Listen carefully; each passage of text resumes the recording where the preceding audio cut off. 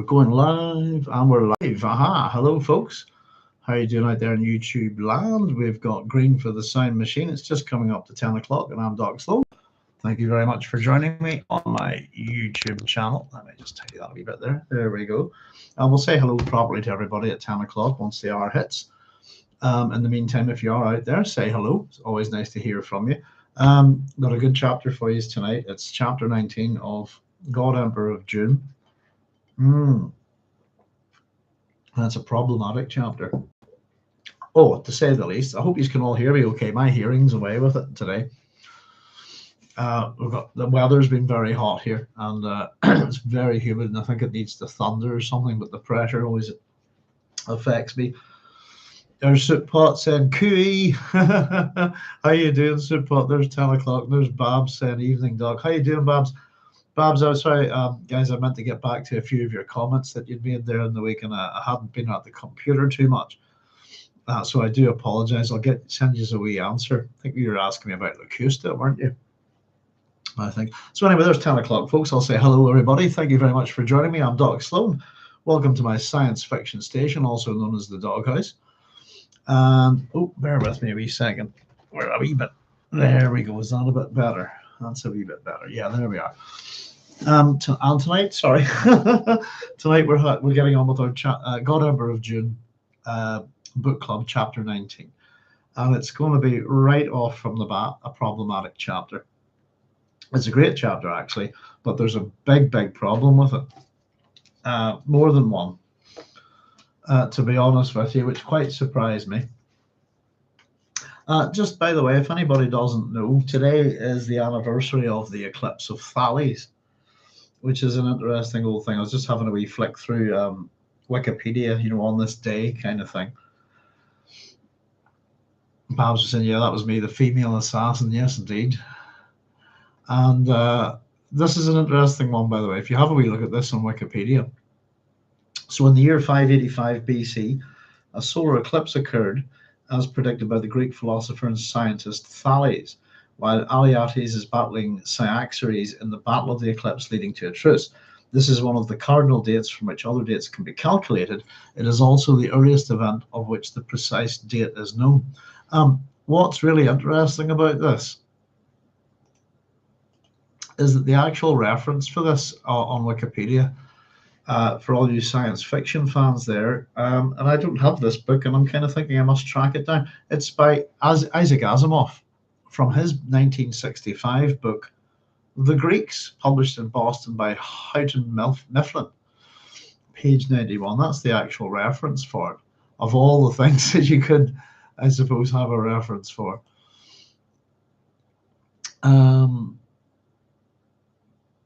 Yeah, that's an interesting thing. Thales is one of our pre-Socratic philosophers. But there we go, folks. Anyway, that's just me noticing something a wee bit interesting. Pardon me. I'm just in line with not answering wee queries and comments and things on the channel. I've been away from the computer a fair bit this week because my hands have been sore, my elbows have been sore, and my shoulders are sore. So the joy of it was that last week, Chaya had said to say hiya and shalom to everybody, and I didn't get around to checking that comment. So just for last week's, but on Chaya's behalf, to say hello and shalom, as she couldn't make it, and I don't know if she can make it again tonight or not, but we'll say hello and shalom on her behalf just in case. But maybe we'll see her popping in tonight. How you doing, Sootpot? I hope you're feeling better. Just wondering, are you out of hospital yet? Or if not, I hope the nurses are still looking after you.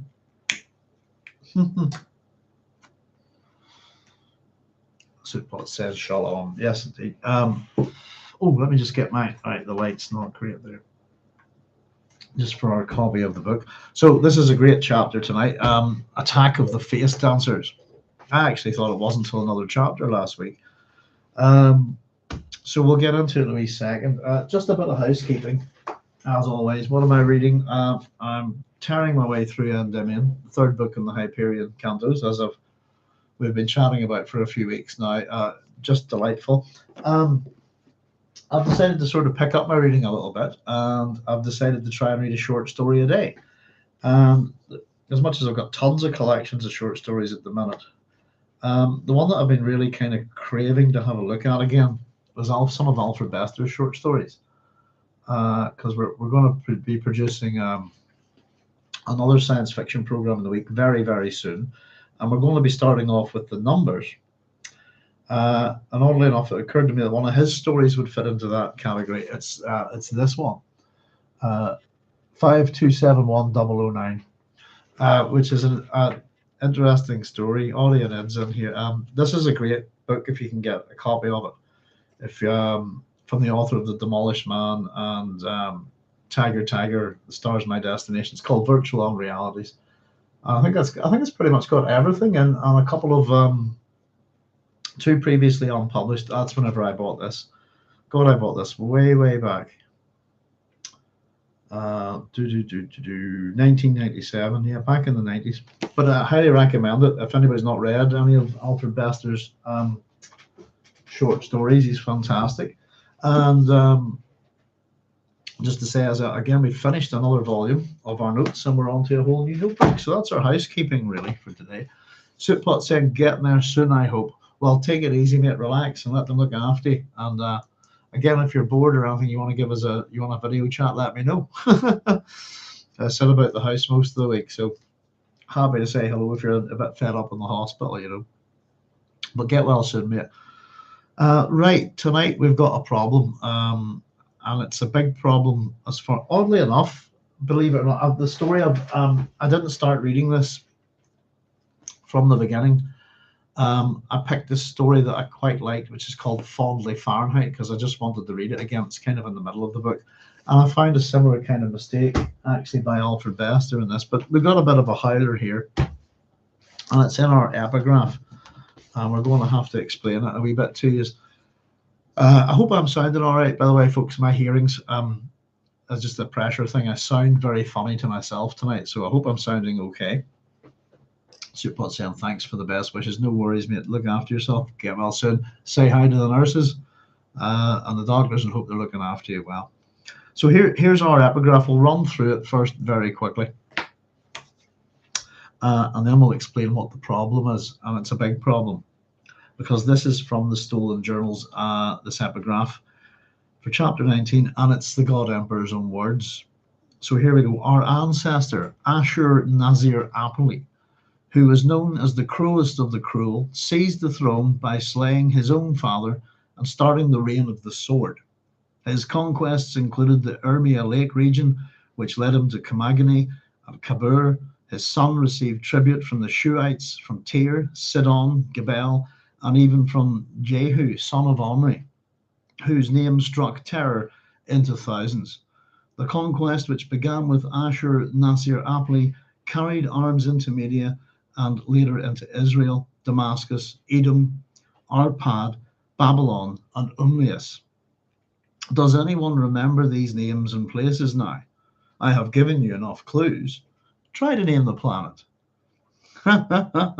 So it's pub quiz time with the God Emperor. Goodness, there's a few of these, by the way, that a few of these names that I didn't get references for. And I'll see if I can keep at them. But we have a big problem with this straight off the bat. And I suppose it's down to it comes down to the question of, is the God Emperor an unreliable narrator? Is he a liar? Is he changing history and manipulating it? Or have we got the author here, Frank Herbert, getting something very badly wrong? And unfortunately, it's Frank Herbert getting something very badly wrong. Not one thing, but two things. And so we'll explain. Whenever I was reading through this, the first thing that hit me actually wasn't to do with Assurnasirpal.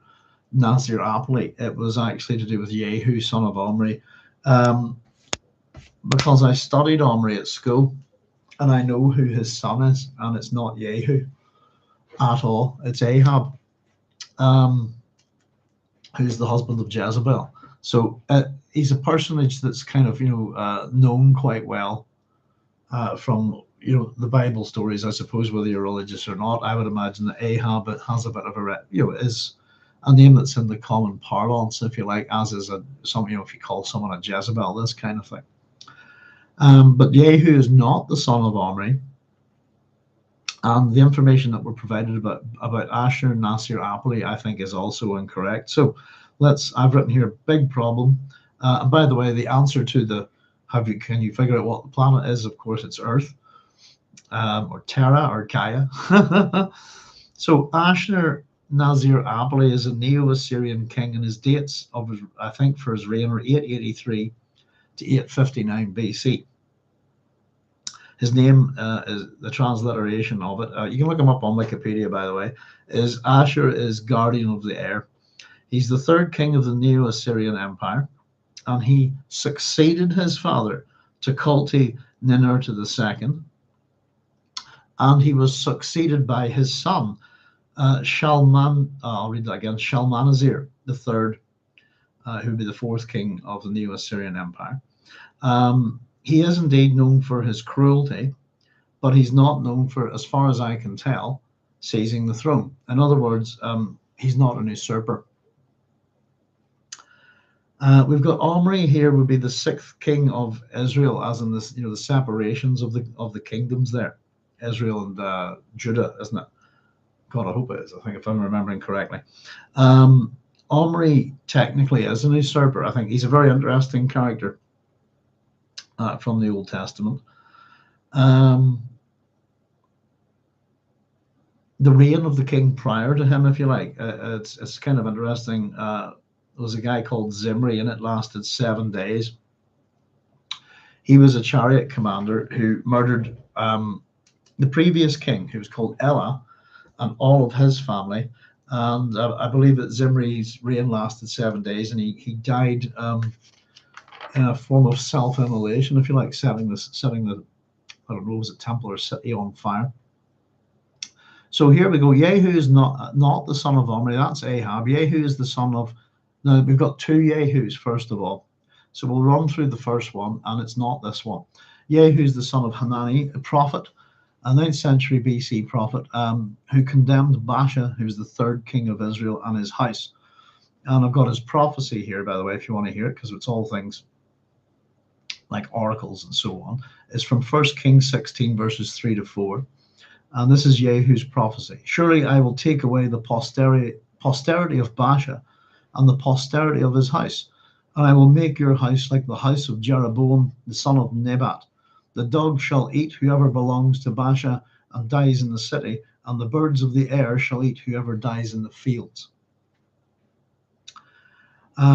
So of course Baasha's son then is Elah, who's him and all his entire family are murdered. So Baasha's the third king of Israel, Elah's the fourth king, and it's him and all his family are murdered by the traitor Zimri, if you like, who technically becomes the fifth king of Israel for a week. But it's not this guy. So the Jehu that we're talking about here is a different Jehu, and he would be actually the 10th king of Israel. And in this case, he's the son of Jehoshaphat and the grandson of Nimshi, possibly the great grandson of Omri. And what he does is he's actually famous for wiping out the house of Omri, if you like. He kills all of the ancestors, wipes out those left of the house of Omri that come after Ahab, if you like. That would be, so we have Omri, Ahab, Ahaziah, Jehoram, and then Jehu, who's known as the assassin of the house of Omri. So we've got a bit of a problem here. I suppose, how do we put it? We have a black, now we have evidence, if you like, and what we've got here is Frank looking at something and getting it very badly wrong. So we have the black obelisk of Shalmaneser III. And in this, so these are meant to be contemporaries, if you like. Omri's dates, for example, are, I think, about 885 to 874. And the Assyrian king Assurnasirpal is 883 to 859. So they are contemporaries. And I suppose within a few generations. So the Jehu mentioned here is not the first Jehu that we talked about. He's the son of Jehoshaphat, who would be the 10th king, and he's responsible for wiping out the house of Ahab, the house of Omri, etc. What Frank's done here is taken something from steel. Bear with me a wee second. I should have I did bookmark this. I'll bring it up for you.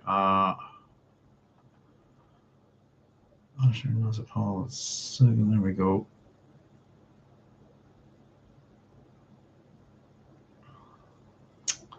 Oh, no, bear with me a wee second. That's off Britannica, Encyclopedia Britannica.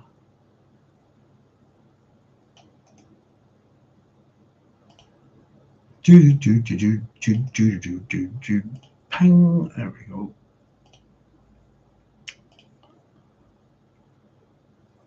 So yeah, based on what I can find out, he did not slay his own father, basically, which is what we're told here in the stolen journals as our epigraph. Yeah, he did much conquesting and stuff like that. He's an interesting chap, and he is known for his cruelty. In fact, if you have a wee look at him on Wikipedia, you'll find that he's notorious for his brutality, using enslaved captives to build a new Assyrian capital at Kalhu, which is Nimrud, in Mesopotamia, where he built many impressive monuments. Citation needed. His harshness prompted a revolt that he crushed decisively in a pitched 2-day battle. According to his monument inscription, while recalling this massacre, he says, "Their men, young and old, I took prisoners. Of some I cut off their feet and hands. Of others I cut off their ears, noses, and lips. Of the young men's ears I made a heap. Of the old men's heads I made a minaret. I exposed their heads as a trophy in front of their city. The male children and the female children I burned in flames. The city I destroyed and consumed with fire." So we do have him being a bit cruel, but not, how would we put it, not a usurper. He didn't murder his father to take the throne, as far as I can tell, just having sort of read through at him. Now his son Shalmaneser III, whose name means the god Shalmunu is preeminent, was king from 859 to 824. And we have a lovely thing here. If you want to have a wee look at it on Wikipedia, we have the black obelisk of Shalmaneser III. Ping, let me just copy that there for you. And there's a wee link to it if anybody wants to have a nosy at it. Bosh, there we go. Now, what we've got our problem is that Frank is telling us that Jehu is the son of Omri. He's not. And this comes from this particular obelisk, if you like. Well, the obelisk of Assurnasirpal first is historically significant because it's thought to display the earliest ancient depiction of a biblical king, Jehu, king of Israel. Sorry, that's the other one, Assurnasirpal. There's a white and a black one. The traditional identification of Yah as Jehu has been questioned by some scholars who propose that the inscription refers to another king, Jehoram of Israel. Its reference to Persia is also the first known reference to the Persians. There's no references for this, so I would take it with a pinch of salt. However, let's see. This is the bit here. It features 20 relief scenes, 5 on each side. They depict 5 different subdued kings bringing tribute and prostrating before the Neo-Assyrian king. From top to bottom, they are Su'a of Gilzanu, which is northwest Iran, Yawa of Bit Omri, and this is the bit that's the problem, which says Jehu of the house of Omri, an unnamed ruler of Musri in northern Iraq, Marduk Apel Usur of Shuhi, which is in the middle of the Euphrates region, and Kalparunda of Patan, which is the Antakya region of Turkey. Each scene occupies 4 panels around the monument and is described by a cuneiform script. So whenever Frank has looked at this and found out that Jehu, the son of Omri, he's not the son of Omri at all. Name appears as Mar Omri, which is to the second line of offerings are said they've been sent by Yahu, son of Habiri, Prince blah blah blah. Right. Basically, just to explain this, I know it's a bit weird. The phrase "son of Omri" doesn't mean the son of Omri at all, and it's a term which simply means Israelite, if you like. In the Neo-Assyrian kingdom, it's an Assyrian name for the Israelites.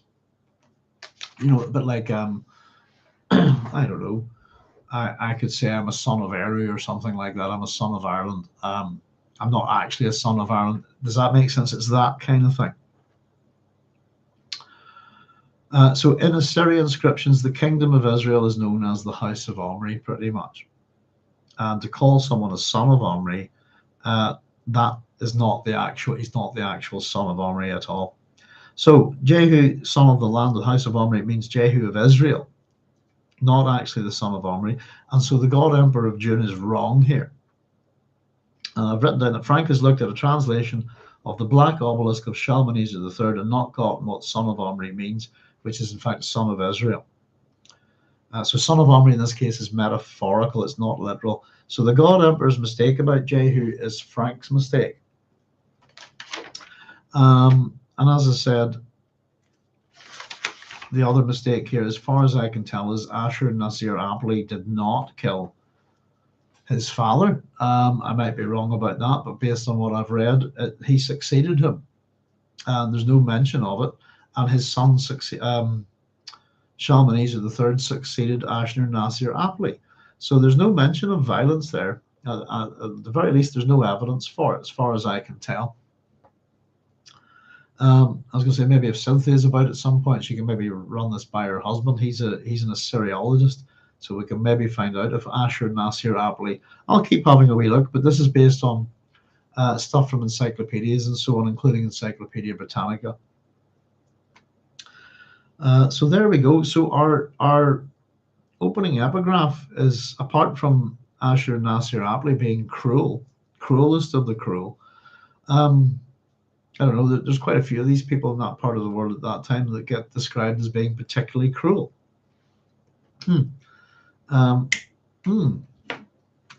So there we go, and it's a problem. And I've just written down a few things here. By the way, just some of the places that are mentioned there, the Urmia Lake region, that's Lake Urmia in Iran, is actually mentioned by Shalmaneser III. Apparently it's a saltwater lake and it's shrinking. Kamagani is a Greco-Iranian kingdom located around Samosata. Let's see, dating around 163 BC to 72 AD. Lucian claimed to be an Assyrian from Samosata, by the way. We call him Lucian of Samosata. Khabur is the Khabur River, the largest tributary to the Euphrates in Syria. The terms that I don't have anything for are Shuates, Umlias, and Gebel. So I'm going to keep a wee eye out and see if I can find out anything more. We've got Tyre, which is a city in Lebanon. We've got Israel, we know. We've got Sidon, which is a city in Lebanon. Damascus, the capital city of Syria. Edom is the ancient kingdom. It was around what you would call modern-day Israel, Palestine, Jordan, all of those kind of areas. Arpad would be a Syrian city, and of course Babylon the Great, a city in modern-day Iraq. So my questions are, before we get cracking with this, I do apologize to Ron. Goodness, it's taken us a few minutes just to explain that. Is how do we consider the God Emperor Leto II and Frank Herbert when scientific and historical information or facts are presented inaccurately or incorrectly in the book? Like the God Emperor of Dune, should we burn our historian, our maker of Dune? Like the Inquisition's Torquemada, should we dig up his bones, metaphorically speaking, and burn them as was his due? Or is it to prove infallible? This is the other thing. Is this deliberate? And my answer to this is it's not. No, I don't think so. The error here is the authors, not the characters. And what this does, as far as I'm concerned, it's the second time we've had something like this. Pardon me, is it greatly undermines the character. if you're going to have a character like the God Emperor, who's acting like a know-it-all, almost omniscient, excuse me, we really need to get our facts right, don't we? So Jehu is not the son of Omri. Literally, is metaphorically a son of Omri, and he's a son of Israel, literally born in the northern kingdom of Israel. Jehu is the son of Jehoshaphat. It's a big historical mistake. And I've just written Assurnasirpal and Jehu, son of Omri, are not as described in the epigraph. So I actually got, goodness gracious me, just to be able to make sense of that. Just to show you, there's my epigraph, and it ends here, and then we've got this half of the page, all of this, just to figure that out. So we did our work on it. Babs is saying Frank can make mistakes. Of course he can, and this is the problem. Is it a mistake? I think it is a mistake by the author, as opposed to the character, if you see what I mean. Leto's a known liar. Yes, that's the other problem. But I think it's such a specific thing. For the character to make the mistake here, it would be that the character misinterprets a piece of archaeological history through his own ignorance. Pardon me. And that's what Frank has done here. And he's everybody makes mistakes. I'm not going to have a go at him. But when we have a character like the God Emperor, it really does kind of jar a bit, I think. And of course, he is a liar, isn't he? As Babs has pointed out, he's an unreliable narrator. But at the same time, when it comes to historians, including the historians that he's burned, he has a particular penchant for historians who lie, who don't tell the truth, who distort the facts, if you like. So it's just something when looking at the one that, as I said, I looked up Assurnasirpal, tried to find a few different sources and stuff on that. But the one that smacked me in the face was Jehu, son of Omri, and I went, no, he's not. What's he talking about? And that's from my school education, you know. That's from my A-level RE. I immediately went, something's wrong here, because it's not true. And Ahab, the son of Omri, is pretty famous, I think. And Omri is, I don't know, it's generally, Omri doesn't have, I think it's described as he doesn't have lineage, if you like. He doesn't have a genealogical lineage, like most of the kings, and the suggestion is that he's an usurper. He actually, after the death of Zimri, there was another person who claimed the throne. He was called Tibni. And basically him and Omri had a bit of a scrap about it. It took 4 years, and then Omri was declared king outright, if you like. But Omri is one of the people who expanded the kingdom of Israel greatly, if you like. It was this very successful king. Is the northern kingdom of Israel back then. So this is the 9th century we're talking about, BC. That's right. So there we go. I just no, I was well aware of Omri. Omri just generally because he was considered to be ungodlike or something like that, because he doesn't have genealogy, this kind of thing. But he's a successful king. His son, not so much. You know. Right. Anyway, Frank can make mistakes. Bab says Leto's a known liar. The question is he lying here, or is it genuinely a mistake of the author? And I really have to go with it's a mistake of the author. Especially with all these other places, etc., all these other, you know, locations and so on. And the stuff about Assurnasirpal, his conquests were mighty and varied, you know, this kind of thing. I said there's a couple of names I can't quite figure out there. Shuites, Umlius, and Gebel. That's the three I couldn't get references on. I'll keep an eye out. But yeah, it's, and as I said, just like the last time, where we've got something that kind of destroys how would we put it? The verisimilitude of the character, if you like. At the same time, it's a science fiction. It's a little bit fantastical. I can suspend my disbelief and move on. But we are taking this apart, and I just thought I'd point it out to you because I didn't want to repeat the God Emperor or Frank's mistake here. So it's easily enough done. Oddly enough, when I was reading Fondly Fahrenheit today, one of the characters gets off and goes to Trafalgar Square in London, where he goes to see the statue of Eros. And most people think it's Eros, but it's not. It's actually Anteros, who's a different person altogether, different deity altogether. He's the rival of Eros. The famous statue in Piccadilly Circus. Not at Piccadilly Circus, let me just have a quick look. But the statue is Anteros. Piccadilly. There you go, statue by Alfred Gilbert. If you have a wee look at it, the Shaftesbury Memorial Fountain, popularly but mistakenly known as Eros, is a fountain surrounded by a winged statue of Anteros, located at the southeastern side of Piccadilly Circus. Saw it not too long ago myself, when we were over to see a couple of shows in London. So everybody makes mistakes. I make them. We all make them. When we've got a character like the God Emperor, it's a problem. We really should get the facts part, especially in light of history. We should nail it. And to be honest with you, if I was writing this and I was coming up with stuff like this and I wasn't happy about the level of factuality to the statements I was making, I would change them.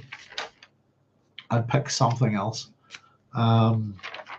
If you see what I mean, I would go and find another example from history, another couple of kings who were similar,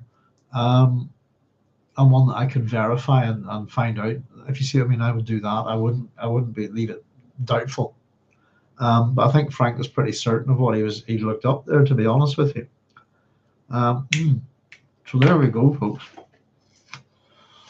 As I said, to me, it wrecks a bit of the verisimilitude of the character, and it creates questions because the character is a liar, is unreliable in what he tells us. Does that make this unreliable? And I don't think so. And just in terms of other things like the Bene Gesserit, for example, who are also well schooled in history, as we've been told by Sister Ch19, there are other people who can check these facts and verify them. There are other people with other memory. Though the God Emperor likes us to think that he's possibly the only one, which he's not. So there we go. As far as I can tell, Assurnasirpal did not usurp his father, did not kill him. And Jehu is most definitely not the son of Omri. Check it out in the Bible, you'll find he's blatantly not there, Right, sorry about that, folks. So this is ready to get on with the chapter then. That took a wee bit just to run through the epigraph, Babs is saying, I'll say it's Frank's mistake. Leto would know truth through all his other memories. Arguably so would the sisterhood. Why would Leto lie about such a small detail? What purpose would it serve? Exactly.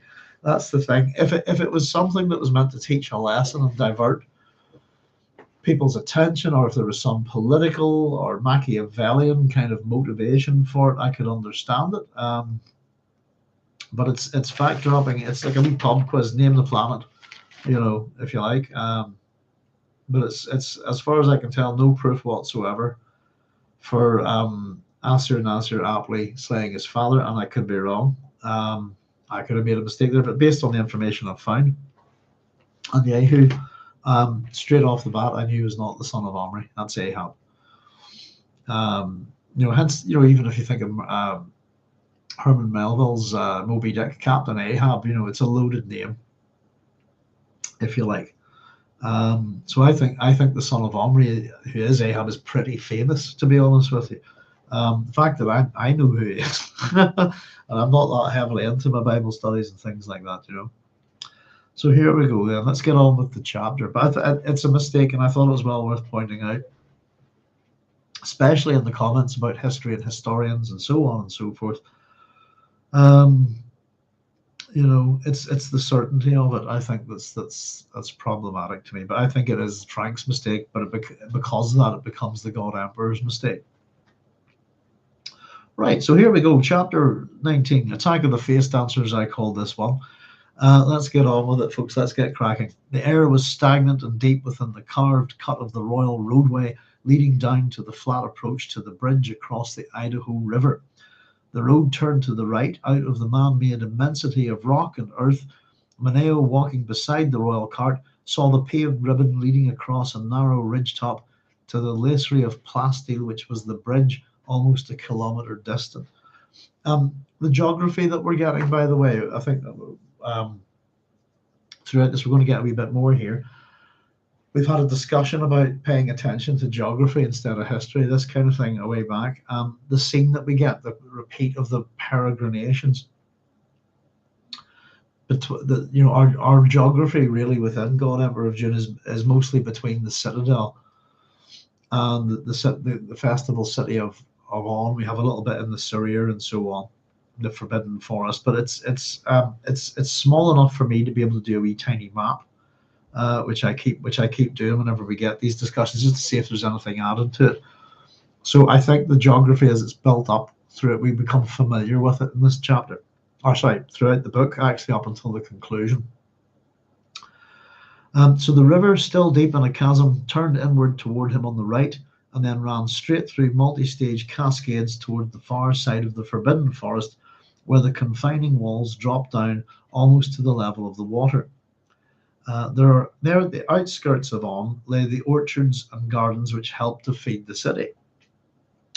Moneo, looking at the distant stretch of river visible from where he walked, saw that the canyon top was bathed in light while the water still flowed in shadows broken only by the faint silvery shimmering of the cascades.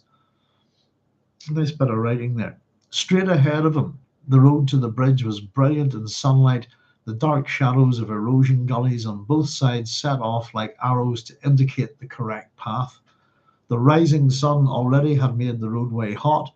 The air trembled above it, a warning of the day to come. A little bit of foreshadowing there. And we get Moneo's thoughts here. We'll be safely into the city before the worst of the heat, Moneo thought. He trotted along in the weary patience which always overcame him at this point, his gaze fixed forward in expectation of the petitioning museum fremen. They would come up out of one of the erosion gullies, he knew, somewhere on this side of the bridge. That was the agreement he had made with them. No way to stop them now, and the God Emperor still showed signs of the worm. Leto heard the fremen before any of his party saw or heard them. Listen, he called. Moneo came to full alert. Leto rolled his body on the cart, arched the front upward out of the bubble shield, and peered ahead. Moneo knew this kind of thing well. The God Emperor's senses, so much more acute than any of those around him, had detected a disturbance ahead. The Fremen were beginning to move up to the road. Moneo let himself fall back one pace and moved out to the limit of his dutiful position. He heard it himself then. There was the sound of gravel spilling. The first Fremen appeared, coming up out of gullies on both sides of the road, no more than 100 meters ahead of the royal party. At this point, as I go with these notes, by the way, I'm sure you know, I just do them one chapter at a time, and do them as I go. And then once I have the notes, I look things up and etc. etc. But I just wrote at this point, this is god awful security, really bad. Duncan, and of course it's going to be played out. Duncan Idaho dashed forward and slowed himself to a trot beside Moneo. Are those the Fremen? Idaho asked. Yes. Moneo spoke with his attention on the God Emperor, who had lowered his bulk back onto the cart. The museum Fremen assembled on the road dropped their outer robes to reveal inner robes of red and purple. Moneo gasped. The Fremen were togged out as pilgrims with some kind of black garment under the colourful robes. The ones in the foreground waved rolls of paper, as the entire group began singing and dancing towards the royal entourage. And we get the Fremen leaders here. "A petition, Lord," the leaders cried. "Hear our petition." "Duncan," Leto cried, "clear them out." Fish speakers surged forward through the courtiers as their lord shouted. Idaho waved them forward and began running toward the approaching mob. The guards formed a phalanx, Idaho at the apex. That kind of didn't make sense to me. I was thinking about, let me just have a look at something. Phalanxes are rectangular, aren't they? Which means they don't have an apex, if I'm not mistaken. Top, the highest point, and culmination is something. Yeah. Plural is apices or apexes. Let me just check. Phalanx. The body of troops placed on standing and moving close formation. Bone of the finger or toe. That's a dictionary definition. Body of Macedonian infantry drawn up in close order with shields touching and long spears overlapping. Phalanx, let's see. Yeah, heavily armed infantry formation used in ancient Greek warfare where troops marched shoulder to shoulder in a tight rectangular block of several ranks with overlapping shields and long spears. We'll just go he's at the front of it, I suppose. God, we're being picky tonight, aren't we? Well, no less picky than we normally are. Leto slammed closed the bubble cover of his cart. I think I might have a wee mistake there in the text there. Slammed close. Oh, no, I don't. That's me. Slammed closed the bubble cover of his cart, increased its speed, and called out in an amplified roar, "Clear away! Clear away!" The museum Fremen, seeing the guards run forward, the cart picking up speed as Leto shouted, made as though to open a path up the center of the road. Moneo, forced to run to keep up with the cart, his attention momentarily on the running footsteps of the courtiers behind him, saw the first unexpected change of program by the Fremen. As one person, the chanting throng threw off the pilgrim cloaks to reveal black uniforms identical to those worn by Idaho. What are they doing? Moneo wondered. Even while he was asking himself the question, Moneo saw the flesh of the approaching faces melt away in face dancer mockery, every face resolving into a likeness of Duncan Idaho. "Face dancers!" someone screamed. Leto, too, had been distracted by the confusion of events, the sounds of many feet running on the road, the barked orders as fish speakers formed their phalanx. He had applied more speed to his cart, closing the distance between himself and the guards, beginning then to ring a warning bell and sound the cart's distortion clacks. White noise blared across the scene, disorienting even some of the fish speakers who were conditioned to it. It's interesting. I was just thinking, we're going to see in a moment, the use of lasguns, etc. A phalanx would be redundant in this era against lasguns and stuff. You might as well just, if lasguns would make mincemeat of a phalanx, wouldn't they? You'd much rather have your people spread out. But if they're all lined up in a row, a laser could just go right through, loads of people at once.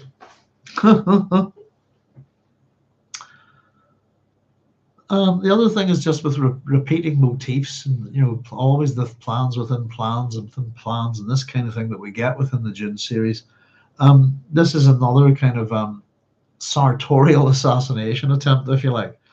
Like we get with, for example, young Leto and Ganima. Clothing is often a part of it, isn't it?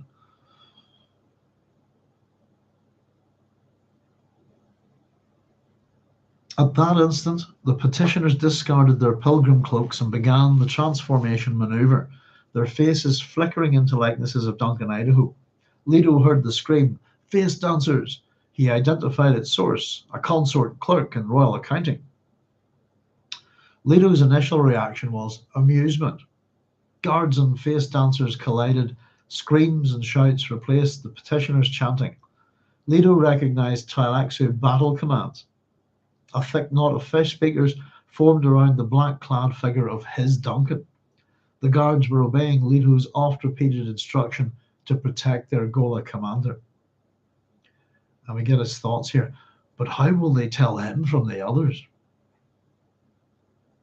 Leto brought his cart almost to a stop. He could see fish speakers on the left swinging their stun clubs.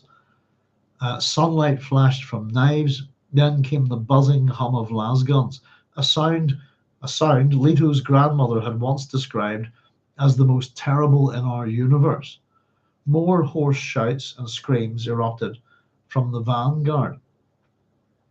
There's a wee bit of a problem here as well. And since we've actually, a while back, we've discovered the name of Leto's maternal. Sorry, hang on. Which one is it? Maternal grandmother, yeah, is called Farula. This is the wife of Leto Kynes, who I think has only been named in this book, I think. Or maybe it was Children of Jinn, I'm not too sure. It was a wee while back. It's probably this book, I think. So when we have the phrase Leto's grandmother had once described as the most terrible in our universe, it's not clear which one he's talking about. Is it Farula or is it Jessica? And I'd be more inclined to say Farula, to be honest with you. I don't think Jessica would be fazed by it that much, but it's unclear. More hoarse shouts and screams erupted from the vanguard. Leto reacted with the first sound of lasguns. He swerved the royal cart off the road to his right, shifted from wheels to suspensors, and drove the vehicle back like a battering ram into a clot of face dancers, trying to enter the fray from his side. Turning in a tight arc, he hit more of them on the other side, feeling the crushing impact of flesh against plasteel, a red spray of blood. Then he was down off the road into an erosion gully. The brown, serrated sides of the gully flashed past him. He swept upward and swooped across the river canyon to a high, rock-girt viewpoint beside the royal road. There, he stopped and turned well beyond the range of handheld lasguns. What a surprise! The surprise and amusement. Sorry, I just got to turn this page there. There we go. What a surprise. Yes, indeed. Laughter shook his great body with grunting, trembling convulsions. Slowly, the amusement subsided. Pardon me. From his vantage, Leto could see the bridge in the area of the attack. Bodies lay in tangled disarray all across the scene and into the flanking gullies.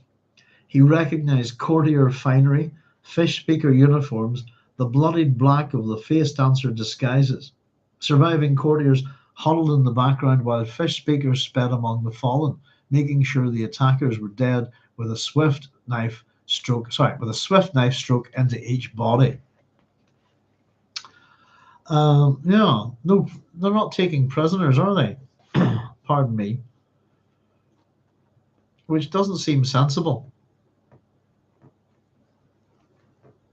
Just in this universe, the way people think, etc., take somebody alive because you want to interrogate them. It's quite possible maybe you can't interrogate a fish speaker that way. Maybe they're, I don't know. So Leto swept his gaze across the scene, searching for the black uniform of his Duncan. There was not one such uniform standing, not one. Leto put down a surge of frustration, then saw a clutch of fish speakers among the courtiers and a naked figure there. Naked! It was his Duncan. Naked! Of course. The Duncan Idaho without a uniform was not a face dancer. Again, laughter shook him, surprises on both sides. What a shock that must have been to the attackers. Obviously, they had not prepared themselves for such a response. I thought that was kind of funny. Leto eased his cart out onto the roadway, dropped the wheels into position, and rolled down to the bridge. He crossed the bridge with a sense of deja vu. In my book, deja is italicized, but vu is not, which makes absolutely no sense at all. So he crossed the bridge with a sense of deja vu, aware of the countless bridges in his memories, the crossings, the view, the aftermaths of battles. As he cleared the bridge, Idaho broke from the knot of guards and ran toward him, skipping and dodging the bodies. Leto stopped his cart and stared at the naked runner. The Duncan was like a Greek warrior messenger dashing toward his commander to report the outcome of the battle. The condensation of history stunned Leto's memories. I made a wee couple of responses here. If Leto has been all of these warriors in history, the naked Duncan is a bit of a shock, isn't it? It's a bit of a surprise. Naked, of course, what a shock that must have been to the attackers. Obviously, they had not prepared themselves for such a response. I wrote down next, it's got no knowledge of our ancient Irish and Scottish warriors who are known to strip off and flash their genitals and stuff like that, going sky-clad, I think, as the euphemism, into battle.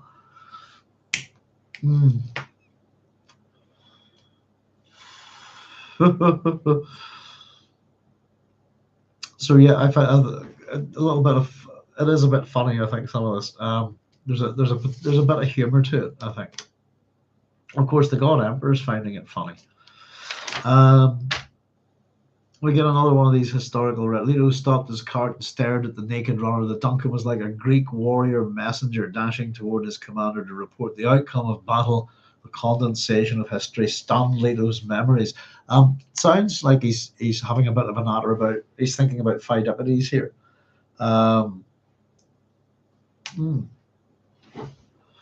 Pheidippides was what you call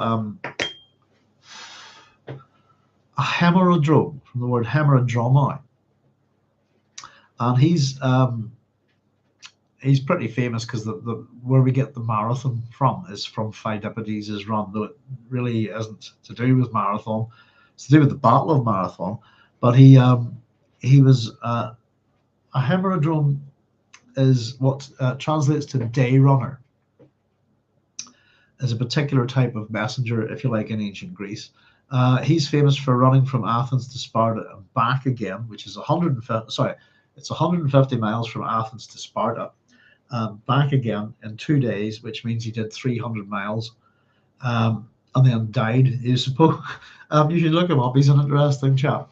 The stories about him, he supposedly bumped into the god Pan on the way, and of course had to return to say that the Spartans weren't coming because they have a bit of a religious thing going, as usual. It's almost always the way with the Spartans. If they don't turn up to a fight, it's generally because of their religious beliefs. Let's just have a wee look at them here.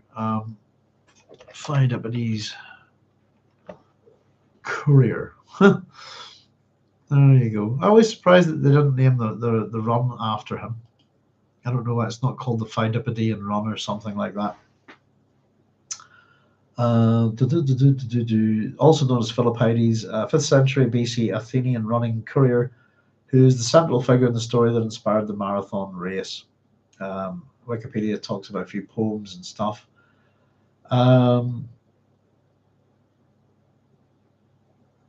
Let's see. Best known version of the story is the 1879 poem Pheidippides by Robert Browning, in which Pheidippides is said to have run approximately 240 kilometers from Athens to Sparta, back to Athens before the Battle of Marathon in order to seek Spartan help against the Persians in the upcoming battle. Pheidippides then fought at the Battle of Marathon, and after the Athenian victory, he ran approximately 40k or 25 miles from Marathon to Athens to deliver the news. He died immediately after announcing the Athenian victory. So it says that Browning's poem is a composite of two earlier versions, one by Herodotus. It looks like a later version by Lucian, our good friend Lucian, the great grandfather of all science fiction, mentions only a marathon Athens run and Pheidippides' death. This version is likely a romantic invention. So I don't think if he did, I'm not too sure if he actually did run the marathon at all, but it's between Athens and Sparta that he ran. It says, I'll find this interesting, by the way, just on Wikipedia. Pheidippides' legendary marathon Athens run was the inspiration for the modern 42-kilometer, 26-mile marathon race. Pheidippides' Athens-Sparta run inspired two ultra-marathon races, the 246-kilometer, 153-mile Spartathlon and the 490-kilometer, 300-mile authentic Pheidippides run. I can't imagine people doing that. That's just nuts. There you go. Let's see. Original story by Herodotus relates that Pheidippides, an Athenian runner or hemerodrome, translated as day runner or courier or professional running courier or day-long runner, was sent to Sparta to request help from the battle before the Battle of Marathon against Persia in 490 BC. He ran about 240 kilometers in 2 days and then back again. His account is as follows. It's quite lengthy. I'll leave it up to you folks if you want to have a wee look at it. But he's an interesting chap. Let's see, I'll just pop in. There's a wee link to stuff on Wikipedia. You can read Herodotus' account there. Just quickly, historicity. Apparently, it says Herodotus, according to Miller, Herodotus, only 30 or 40 years removed from the events in question, based his account on eyewitnesses. So it seems altogether likely that Pheidippides was an actual historical figure. Miller asserts that Herodotus did not ever mention a marathon to Athens runner in any of his writings. Herodotus' silence on the evidently dramatic incident of a herald running for marathon to Athens suggests that no such event ever occurred. Original research ? No citation there. Let's see. First known account from marathon to Athens occurs in the works of Plutarch. In his essay on the glory of Athens. Yeah, there we go. Interesting chap. I was looking for, was there anything, I didn't see anything there about me bumping into the god Pan on the way there. Oh, there we go. It's within Herodotus' account. Let me see. Let me just check.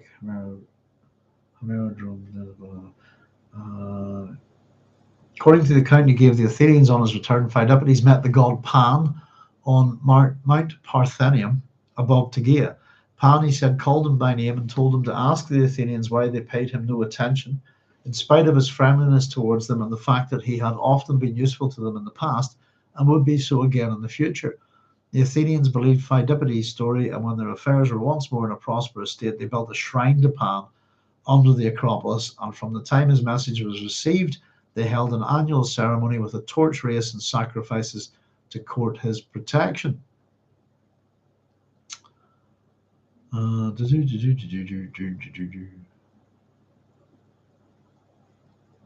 Spartans were moved by the appeal and willing to send help to Athens, but were unable to send it promptly because they did not wish to break their law. It was the 9th day of the month, and they said they could not take the field until the moon was full. So they waited for the full moon, and meanwhile Hippias, the son of Pisistratus, guided the Persians to Marathon. There we go. Interesting stuff. Sorry, probably just to me, folks, I'd say. Who knows? Anyway, there we go. That's our Greek warrior messenger. Made me think of Pheidippides. In fact, he is the Greek warrior messenger, isn't he? And this is what Duncan reminds him of. The condensation of history stunned Leto's memories. Idaho skipped to a stop. I don't know, there's something quite funny about the language as he's running along.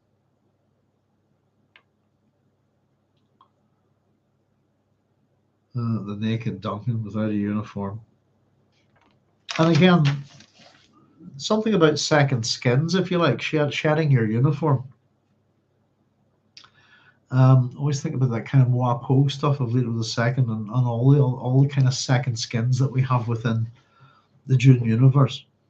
So Idaho skidded to a stop beside the cart. Leto opened the bubble cover. Face dancers, every damn one, Idaho panted. Not trying to conceal his amusement, Leto asked, whose idea was it to strip off your uniform? Mine, but they wouldn't let me fight. Moneo came running up then with a group of guards. One of the fish speakers tossed the guard's blue cloak to Idaho, calling out, We're trying to salvage a complete uniform from the bodies. I ripped mine off, Idaho explained. So he's literally torn his Idaho has literally torn his uniform apart. I ripped it asunder. I thought there would have been much potential. If I was writing this, by the way, I would have had a bit of humour there with the fish speaker and Duncan.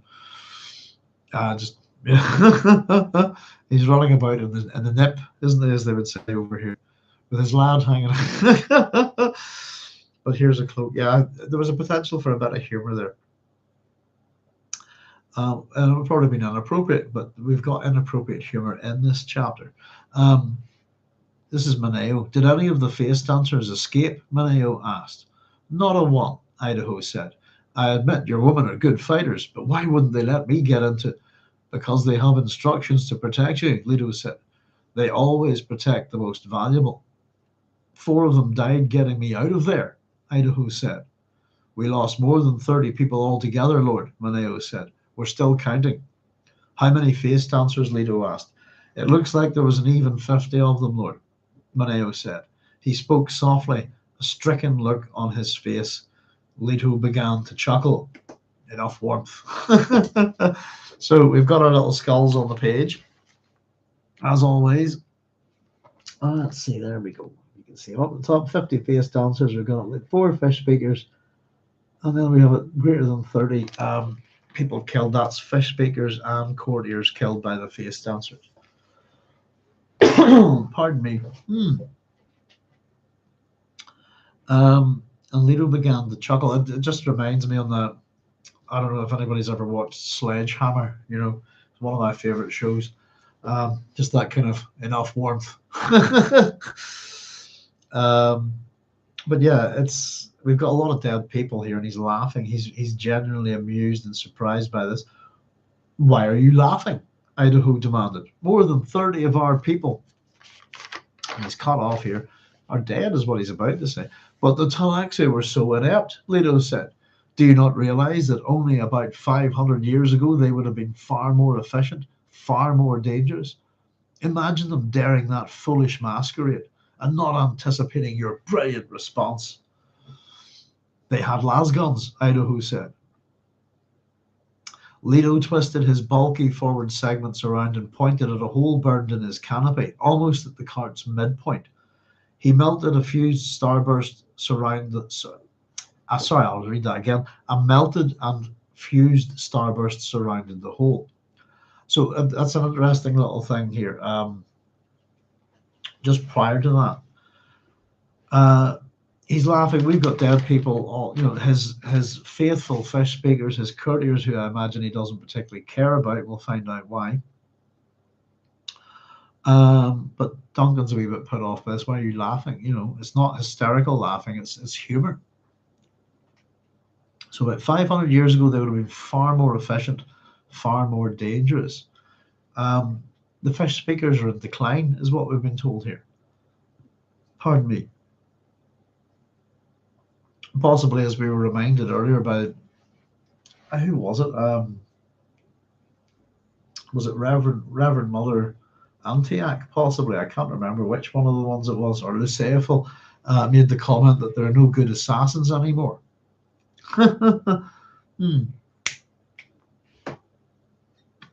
So they had lasguns, Idaho said,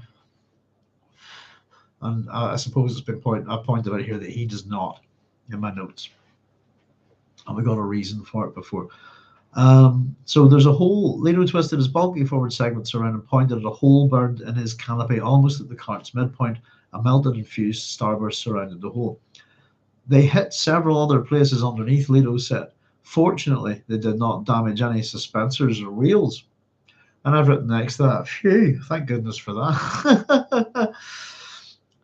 We've had this discussion, just of the comparison. In a funny way, the discussion is the comparison, because Leto is the warning, by the way. Leto is the warning. He doesn't tell us it. It's not put into words. It's his actions. He's the thing that we're warned about in this book. And it reminded me again on Torquemada, but the Torquemada from Nemesis the Warlock. Just I'll meditate on their deaths sometime. This kind of thing, just more concerned about his cart here than the his loyal fish speaker troops, his courtiers, and all the people who are dead here. Idaho stared at the hole in the canopy, noted that it lined up with Leto's body. "Didn't it hit you?" he asked. "Oh, yes," Leto said. "Are you injured?" "I am immune to lasguns," Leto lied. "When we get time, I will demonstrate." In other words, I'll deceive you. I'll put on a demonstration that will make you think that I'm immune to lasguns. But I've just made a wee note here. This is an example of Leto lying. "Well, I am not immune," Idaho said, "and neither are your guards.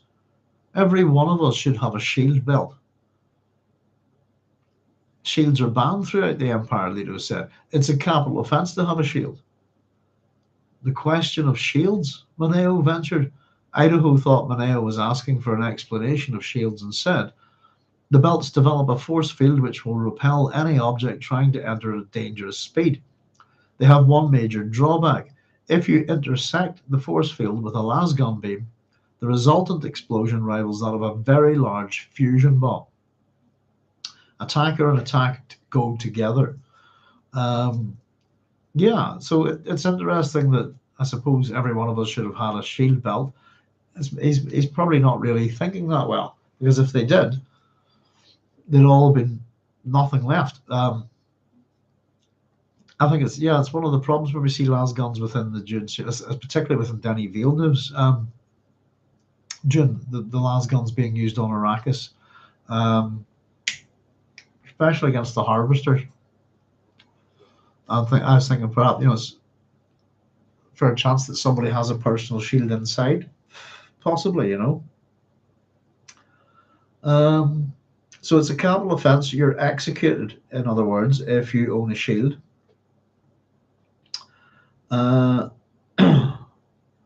Yeah. Attacker and attacker go together. I've often thought about that. There's ways that you can manipulate that, especially when you have troops who are prepared to be suicidal. Why not just why not have two face dancers run out here, one turn a shield on and the other one shoot him, and the whole place gets nuked, and that's the God Emperor and everybody else gone. That's all it takes. It doesn't really take too much thinking.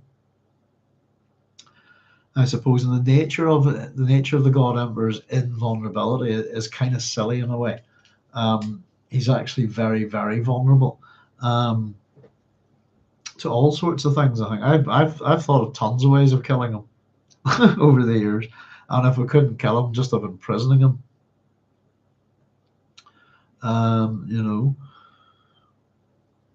So Moneo only stared at Idaho, who nodded.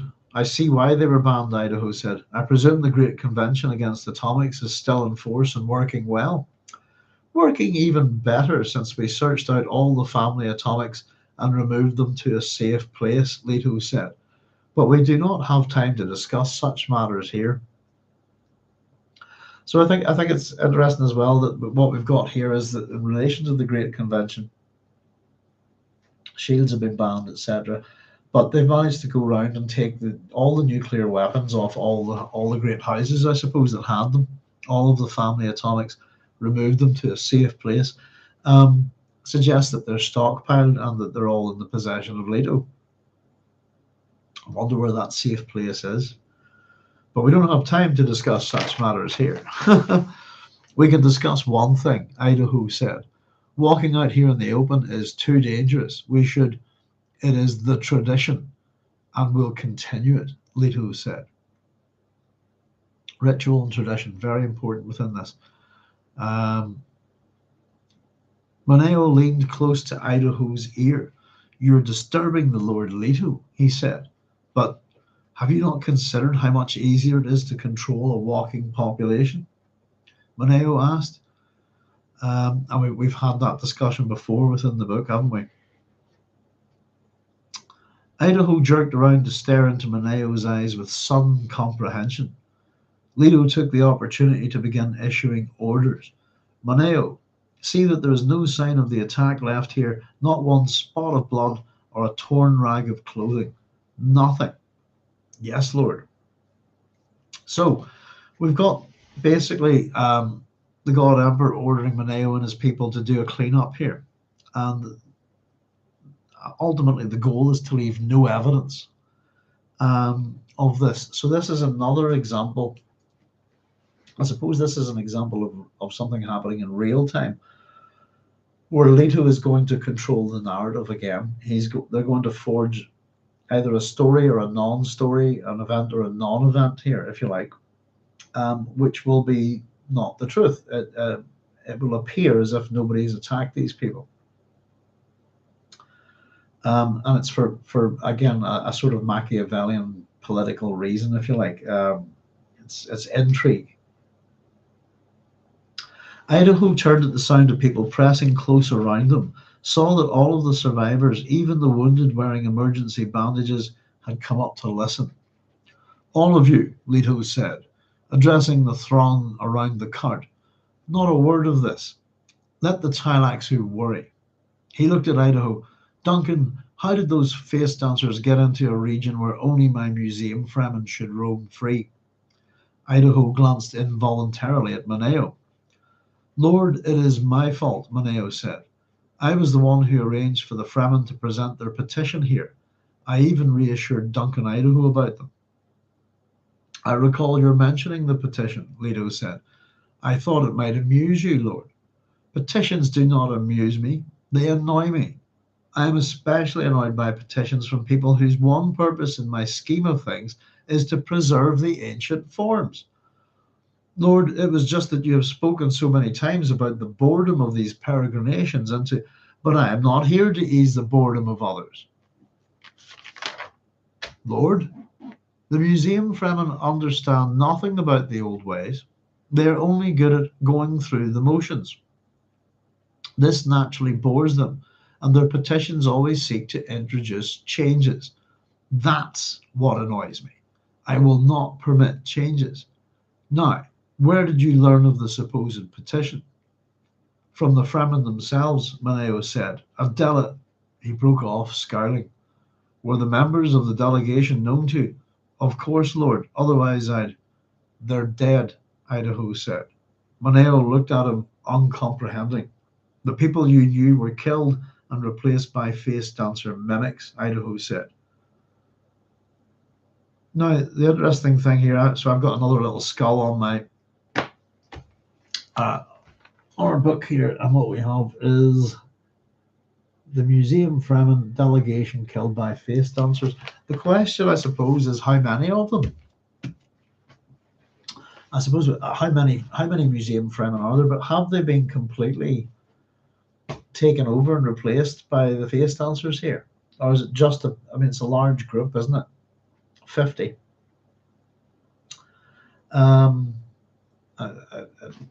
It's quite possible, and I'm not too sure about this, but it's quite possible at this point that the Fremen are extinct, that they've been wiped out, that every Fremen that's left is a face dancer. People you knew were killed and replaced by face dancer mimics, Idaho said. I have been remiss, Leto said. I should have taught all of you how to detect face dancers. It will be corrected now that they grow foolishly bold. Why are they so bold? Perhaps to distract us from something else, Moneo said. Leto smiled at Moneo. Under the stress of personal threat, the Major Domo's mind worked well. He had failed his lord by mistaking face dancer mimics for known Fremen. Now, Moneo felt that his continued service might depend upon those abilities for which the God Emperor had originally chosen him. And now we have time to prepare ourselves, Leto said. Excuse me, distract us from what? Idaho demanded. From another plot in which they participate, Leto said. They will think I punish them severely for this, but the Tleilaxu Corps remains safe because of you, Duncan. They didn't intend to fail here, Idaho said, but it was a contingency for which they were prepared, Moneo said. They believe I will not destroy them because they hold the original cells of my Duncan Idaho, Leto said. Do you understand, Duncan? Are they right? Idaho demanded. And I've written next to this, yes. But the Leto's response is this. They approach being wrong, Leto said. He returned his attention to Moneo. No signs of this event must go with us to On. Fresh uniforms, new guards to replace the dead and wounded, everything just as it was. There are dead among your courtiers, Lord, Moneo said. Replace them. Yes, Lord. And send for a new canopy to my cart, as my Lord commands. Now, if you'll excuse me a wee second, folks, there's some people joining in the room there. There's Chaya saying shalom all, and there's Carlos Casella saying hey Doc, hey everyone. Greetings, folks. Nice to see you. Chaya, I've been saying there I forgot to say hello and shalom on your behalf last week, and so I did it this week. Many apologies. And there's Carlos saying hey Doc, good to see you, folks. You're going to have to excuse me a wee minute, folks. I'm going to have to go. As the weather here's doing my head in. But my nose is running quite badly, so I'll be right back. I've got to go blow my nose. Excuse me a wee second.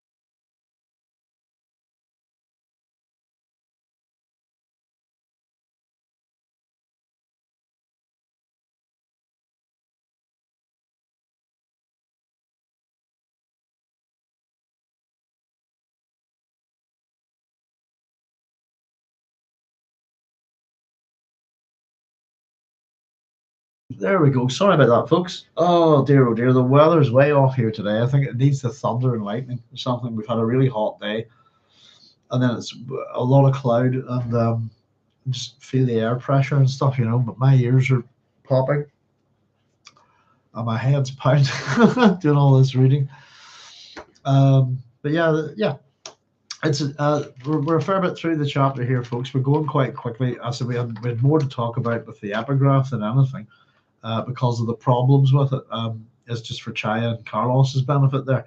We had a big, kind of two sort of big factual mistakes within the God Emperor's epigraph to do with Jehu, who is not the son of Omri, and Assurnasirpal, who, as far as we can tell, didn't kill his father and was succeeded by his son. And we had a good old natter about that, It was an interesting wee thing to look up, actually. Let's see. So why are they so bold? What's going on here? To distract us from something else, that's pretty much it. There's another plan going, another plot in which they participate, plans within plans within plans again. And especially if we think about the nature of the plot against Paul, with the hate Gola and Bijaz and the whole what's going on there, regardless of what happened, what we considered failures or successes for the Bene Tleilaxu in Dune Messiah, they actually get what they want. And it's also a kind of part of the Baron Harkonnen's thinking, particularly with the Lady Jessica and the attempt to discredit her. Whether it works or not, it's a distraction plot. But if it does, fantastic, and if it doesn't, who cares? This kind of thing. There's always something bigger, the bigger picture to look at here. So, what is the nature of the? If we're used to the Dune books at this point, especially with the Tleilaxu and the Face Dancers. we're getting it pointed out to us here. There's something else going on here. This is a distraction. Another plot in which they participate. They will think I punish them severely for this, but the Tleilaxu core remains safe because of you, Duncan. I need to get a highlighter there. Missed something. This is my highlighter's run out of ink at the end there. There we go. They didn't intend to fail here, but it was a contingency for which they were prepared, Moneo said. They believe I will not destroy them because they hold the original selves of my Duncan Idaho. Do you understand, Duncan? Are they right? They approach being wrong. I like that. And then basically make sure nobody ever sees anything else. So what the plot is, who knows? But again, it's a little bit of building of mystery on the top of all of this action that we've had. They're dead among your courtiers, Lord. Moneo said, replace them. Yes, Lord. And send for a new canopy to my cart. I thought that was a canopy to my cart. Let me see. Yeah, Judy. Send for a new canopy to my cart. Possibly, I would have put for my cart there, I suppose, but as my Lord commands. So, again, we've got this, this is more interesting, isn't it? It's not, oh no, lots of my people have been killed. Oh no, that's terrible. And it seems that to a degree, I think Duncan and Moneo's shock and horror, all of this loss runs out pretty quick as well. I don't know. Leto backed his cart a few paces away, turned it and headed for the bridge, calling back to Idaho. Duncan, you will accompany me.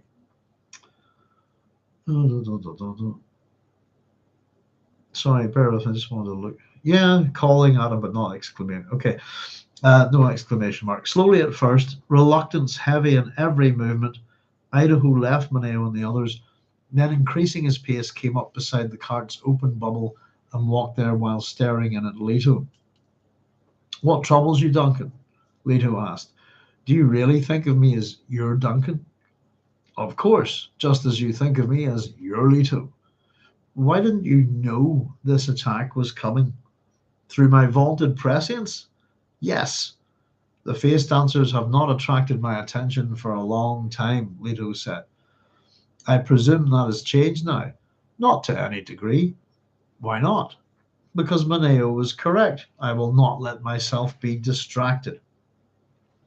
And there's a bit of hypocrisy there again with the God Emperor. He has been distracted. He's constantly being distracted, isn't he? Things are catching him on his awares.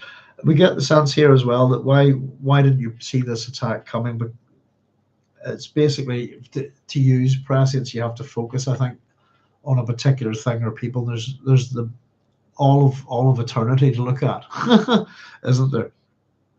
All of space and time to look at. If you're not looking at a particular thing, you're not really going to see it, are you?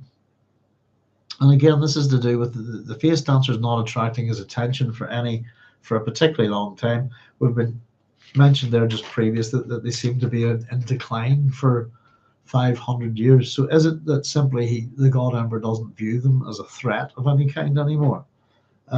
Even though they are.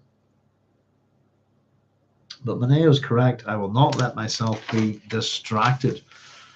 Could they really have killed you there? A distinct possibility. You know, Duncan, few understand what a disaster my end will be. What are the Tleilaxu plotting? A snare, I think. A lovely snare. They have sent me a signal, Duncan. What signal? There is a new escalation in the desperate motives which drive some of my subjects. So again, especially with what we've had with the Ixian embassy, the Bene Gesserit, the intrigue there, the Tleilaxu face dancers involved there, and their desire to get the Bene Gesserit to join in on this attack, it does suggest that something's changed. A new escalation, as it's put, in the desperate motives which drive some of my subjects.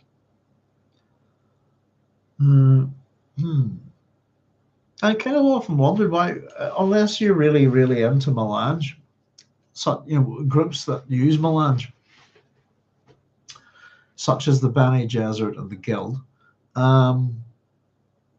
The economic stranglehold that Leto has must be quite problematic for them. But as far as I know, for example, there are other groups apart from prolonging your life. I don't think anybody else really has a use for melange, to be honest with you. I certainly didn't think that the Tleilaxu had a use for it. Just makes me wonder a wee bit. They left the bridge and began the climb to Leto's viewpoint. Idaho walked in a fermenting silence. At the top, Leto lifted his gaze over the far cliffs and looked at the barrens of the Sarir. The lamentations of those in his entourage who had lost loved ones continued at the attack scene beyond the bridge. With his acute hearing, Leto could separate Moneo's voice warning them that the time of mourning was necessarily short. They had other loved ones at the Citadel, and they well knew the God Emperor's wrath. That's interesting.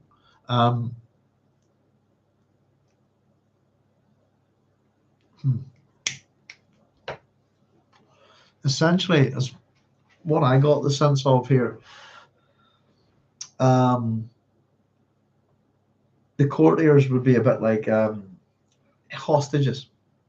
And I suppose not in the modern sense of the word, if you like, but in the old-fashioned sense of the word.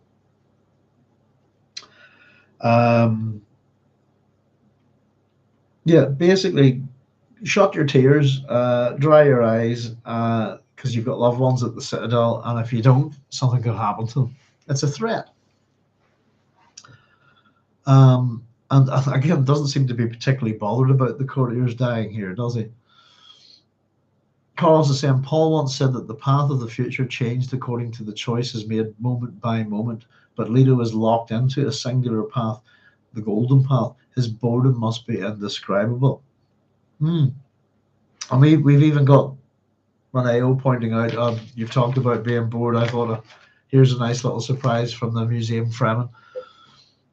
I like the wee comment about, what was it, other people's boredom. He is a bit self-centered in a funny kind of way, isn't he? All right. Lord, it was just that you have spoken so many times about the boredom of these peregrinations into, but I'm not here to ease the boredom of others. I thought that was quite funny. Yeah. I don't know, I get the sense that the potential for, looking at other people's lives would keep you entertained, but it's the prescient moment, isn't it? And by looking at the future, he doesn't really go there too much. Probably, in a sense, alters what's going to happen, doesn't it?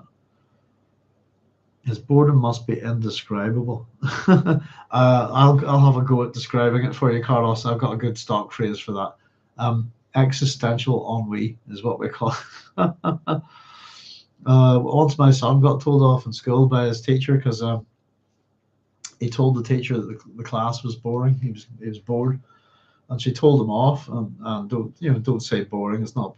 Don't do that. So when he came home and told us about it, I told him the next time that the teacher bored him, not to say that he was bored, that he was suffering from existential ennui, which which is just soul destroying, isn't it? It's soul destroying boredom. It takes it up a level. It's a great phrase. I wonder where it comes from.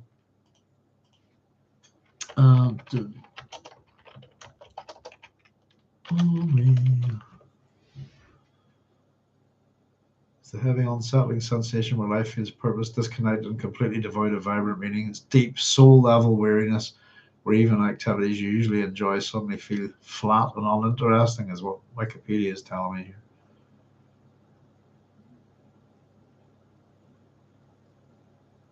Oh, somebody's got a website. Just trying to think of someone where I'm probably getting the phrase from. I don't know. A show that deals with it in quite a good way, I think, is Cowboy Bebop. Within the 26 episodes of the series, there's different different formats, if you like. Sometimes they're chasing down a bounty, this kind of thing, but there are episodes where they're just drifting in space, bored or hungry, and it's some of those are some of the best episodes, I think. I don't know if anybody's into Cowboy Bebop. My favorite episode is the mushroom one. It's so good. I think it might be one of those existential ennui ones. Lamentations, that's a great word. Here's Leto's thoughts. Their tears will be gone and smiles will be pasted on their faces by the time we reach on. Leto thought. They think I spurn them. What does that really matter? This is a flickering nuisance among the short-lived and the short-thoughted. That's a strange enough phrase. So the entourage, these people, all of these other people are short-lived and short-thoughted to him. You know, they think that who cares? It really is. He is a bit of a. There's a good bit of Thomas the Torquemada, the Nemesis character here appearing, I think. Just yeah, whatever. The view of the desert soothed him. He could not see the river in its canyon from the point without turning completely around and looking toward the festival city. The Duncan remained mercifully silent beside the cart. Turning his gaze slightly to the left, Leto could see an edge of the forbidden forest. Against that glimpse of verdant landscape, his memory suddenly compressed.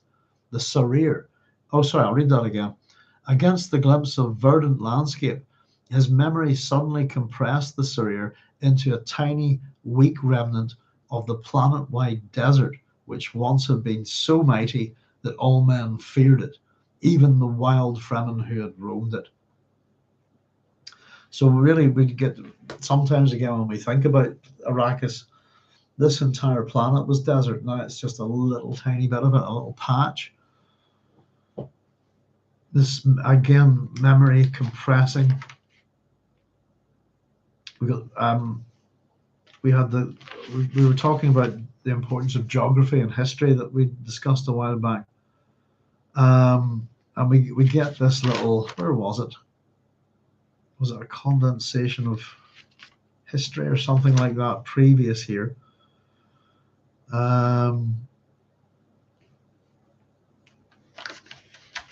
Let me see. Then we get this compression, if you like, of the landscape into the form it is now from what it once had been. So we have history and geography sort of going hand in hand in this chapter. Again, because of the God Emperor's chat about it previously, I'm trying to pay attention to it. It's a weak remnant of the planet-wide desert. Leto's thoughts here. It is the river, Leto thought. If I turn, I will see the thing that I have done. The man-made chasm through which the Idaho River tumbled was only an extension of the gap which Paul Muad'Dib had blasted through the towering shield wall for the passage of his worm-mounted legions. Where water flowed now, Muad'Dib had led his Fremen out of a Coriolis storm's dust into history, and into this. Leto heard Moneo's familiar footsteps, the sound of the major domo laboring up to the viewpoint. Moneo came up to stand beside Idaho and paused a moment to catch his breath. How long until we can go on? Idaho asked. Moneo waved him to silence and addressed Leto. Lord, we have had a message from On. The Bene Gesserit send word that the Tleilaxu will attack before you reach the bridge. Idaho snorted. Aren't they a little late? It is not their fault, Moneo said. The captain of the fish speaker guard would not believe them. Other members, so I think that's quite funny. You could run that with a little bit of bathos, couldn't you? It'd be interesting to see this filmed. If we ever get there with the God Emperor of Dune. Other members of Leto's entourage began trickling on to the viewpoint level. Some of them appeared drugged, still in shock. The fish speakers moved briskly among them, commanding a show of good spirits. Remove the guard from the Bene Gesserit embassy, Leto said. Send them a message. Tell them that their audience will still be at the last one. but they are not to fear this. Tell them that the last will be first. They will know the illusion. And they'll know the illusion because it's a religious illusion, isn't it? The last shall be first. We've got a couple of passages from the New Testament. So you'll have Matthew 19:30, which is to do with the rich young ruler. But many who are first will be last, and the last first. And then we have the parable of the workers in the vineyard, which is Matthew 20:16. Pardon me. So the last shall be first, and the first last. For many be called, but few chosen. So they should understand this because it's a religious illusion, if you like. So not to fear. What about the Tleilaxu? Idaho asked. Leto kept his attention on Moneo. Yes, the Tleilaxu. We will send them a signal. Yes, Lord? When I order it, and not until then, you will have the Tleilaxu ambassador publicly flogged and expelled. Lord, you disagree? If we are to keep this secret, Moneo glanced over his shoulder. How will you explain the flogging? We will not explain. We will give no reason at all. No reason. But, Lord, the rumors and the stories that will... I am reacting, Moneo. Let them sense the underground part of me which does things without my knowing, because it has not the wherewithal of knowing. This is the worm part of him, I think, even though this is the human part of Leto acting here. He wants them to, I think the idea is he wants to make them think this is the worm at work here. This will cause great fear, Lord. A gruff burst of laughter escaped Idaho. He stepped between Moneo and the cart. He does a kindness to this ambassador. There have been rulers who would have killed the fool over a slow fire. Again, we were kind of chatting about Torquemada. We read a little bit of Assurnasirpal's punishments. Cutting off noses, ears, lips, all sorts of things. Making a minuet of them, as I recall we read there. So he's being kind here by just having him whipped publicly and kicked out. That's as Idaho points out to him here. He does a kindness to the rulers who would have killed the fool over a slow fire. Yes, indeed. And again, that Torquemada reference, I suppose. Moneo tried to speak to Leto around Idaho's shoulder, but Lord, this action will confirm for the Tleilaxu that you were attacked. They already know that, Leto said, but they will not talk about it. And when none of the attackers return, Idaho said, do you understand, Moneo? Leto asked. When we march into On apparently unscathed, the Tleilaxu will believe they have suffered utter failure. So, what I can get from that, I suppose, is that we're going to lie about it. They're not going to talk about it, and it's all intrigue, isn't it? It's all very Byzantine, all very Machiavellian.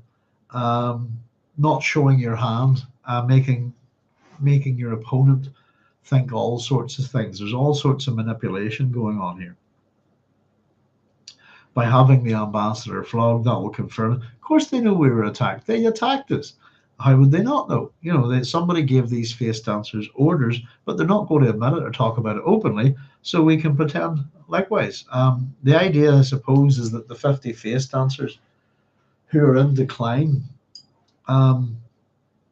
if Leto turns up with not so much as a scratch on his cart and all his entourage intact, then it looks like these 50 deadly face dancer assassins didn't make so much as a mark. They were utterly ineffective. They were completely useless in their task, I think, is the implication here. And to make the Tleilaxu core, the Tleilaxu masters, think that as well. One thing I kind of wondered about, by the way, oh goodness, what was it?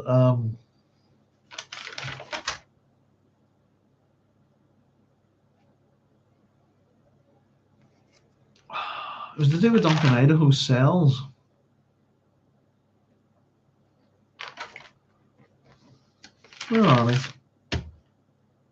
And they didn't. It was a contingency for which they believe I will not destroy them because they hold the original cells of my Duncan Idaho. Leto said, "Do you understand, Duncan?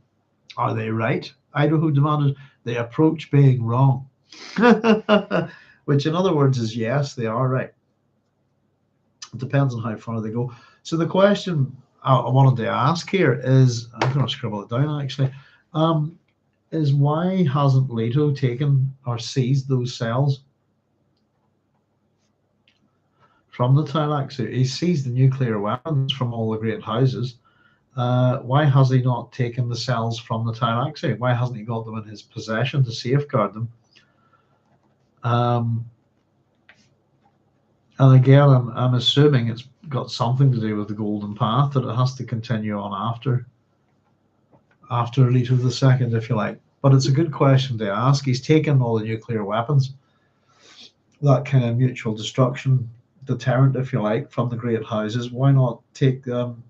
If the Tleilaxu hold these cells over his head, and it was an attempt in a similar way that is it Butte the water seller tries to hold water over Leto the First's head. Why doesn't he do something about it? That's what I wondered. You were saying that I think last time, Carlos. I can't think of Torquemada these days without seeing Mel Brooks' musical number in History of the World. I'm going to have to watch that again, or see if the musical number's on YouTube. But yeah, if you ever get a chance, Carlos, check out Nemesis the Warlock. One of the all-time great comic book villains is Thomas de Torquemada, and the Torquemada family. Actually, there's a bunch of them. But he is absolutely, thoroughly evil, unbelievably evil. He's kind of immortal. His body's destroyed in a tube accident, and he kind of needs a host, if you like, to live in other people's bodies. But he's an exquisite villain, very, very funny, and it is that kind of, he's meant to be the head of a religion, the head of the termite empire. He's a similar figure to the god Ember, by the way. Thoroughly evil. Him and Nemesis go out. There he is. There, yeah, that's him. From the very first volume, he has different looks, I suppose. Goodness, I was looking through some of these the other night actually. Nemesis is one of the 2000 AD stories that I'm just very happy to read over and over and over and over again. Nemesis the Warlock is so good. The art in it is spectacular, and you kind of almost want to get a magnifying glass and just run through the illustrations. They're exquisitely beautiful. The Kevin O'Neill stuff. There are different artists involved. But there's all sorts of wee things. Well, there's even the pandemonium. I love this. By the way, see the music notes. I don't know if you can see that up there. Yeah, that's Nemesis there. Just exquisitely beautiful. And these stories are absolutely ruined, by the way. The Kevin O'Neill, if they're coloured. The whole thing of the Nemesis the Warlock universe is spectacularly good in black and white, And there's another example there. But yeah, I'm going to have to check out Are You Pure? Sorry, trying to get these things up to the screen. There we go. Nemesis and Warlock and Torquemada. That's him there. And the Terminators is there. Yeah, very influential stuff. Fantastically, wonderfully gothic space opera with a great hero and a great villain and a very much old-fashioned good versus evil kind of thing. Great stuff, But yeah, I'm going to have to. In fact, I'll tell you what, I'm going to watch that after we're done with the program. I'm going to look it up because I want to remind myself of it. But I don't have History of the World Part 1. We're chatting the other week, Carlos. I love Mel Brooks films. I'm just going to write that down here. Torquemada dance. I got to see that. Remind me. I saw it years ago. can't remember the last time I've seen it. It's oh goodness, it's been at least, I don't know, probably about 20 years since I've seen that one. It's not one of my favorites, I have to say. Though it's still quite good. But I think we had a wee bit of an hour about that as well last time, you know. There's at D Viller 2376. Greetings at D Viller, saying he needs the Benny Tleilaxu for the golden path. Maybe, yeah, that's what I was kind of thinking. Why not just take the cells, take the axolotl tanks and control them just the same way he's done that? And I think it is. It's looking on further down the golden path. The reasons why he does things and why he doesn't do certain things are all, I think almost everything's part of that prescient vision, isn't it? Chai is saying he keeps Ixians and Tleilaxu alive. He likes their defiance, keeps surprises alive, and Benny Tleilaxu play a big future role. Yeah, it's something I was considering actually, is if we look at the power groups in each of the Dune novels and how they change, you know. I suppose within the first book, it's the Empire, the Harkonnens, you know, the Great Houses, and you know, the Fremen, and so on and so forth. We got a bit of a hodgepodge, bit different within the second one. But as we move forward, we're heading towards. So we've got the, you know, power group here, maybe the fish speakers, and so on and so forth. But we're heading towards the Bene Gesserit books, and really the emergence. X, I would say, is probably the other big power group in this at the minute, and the Tleilaxu. As you say, Chaya, because he keeps them alive, he likes their defiance, keeps surprises alive, and Bene Tleilaxu play a big future role. But they also provide him with something that he needs, I think, in part to make sure the golden path happens. One of those things is a Duncan Idaho. The other, that's from the Tleilaxu. The other from the Ixians is all the technology that he's using. You know, I'm not sure about it. There's my wee doodle. That's how I like to doodle the God Emperor in his cart. There you go. Not that I'm a rubbish artist, by the way, but I love doodling. And there he is with his little laser blast. With somebody walking in front of them. Yes, indeed. Yeah, I'm going to check out History of the World Part 1, I think, later on. Let's see, where do we get to? I've written, why did you not take the cells? What are they right? Send for the canopy to my car as my Lord commands. Right, sorry, I jumped forward a wee bit. Didn't I? I jumped back, actually.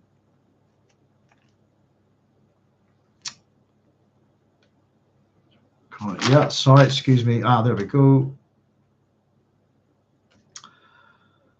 Right, so we got to remove the guard from the Bene Gesserit embassy. Leto said, send them a message, tell them that their audience will still be the last one, but they're not to fear this. Tell them that the last will be first. They will know the illusion. So there'll be a couple of references there to the New Testament, Matthew 19:30 and Matthew 20:16. But many who are first will be last, and the last first. And so the last shall be first, and the first last. For many be called, but few chosen. So they should be okay.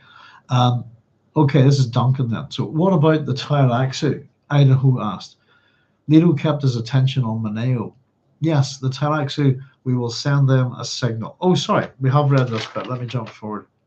A fair bit, actually.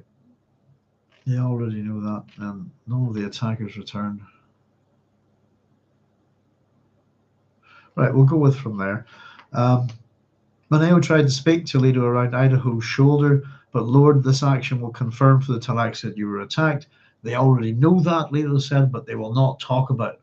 And when none of the attackers returned, Idaho said, do you understand, Moneo? Leto asked.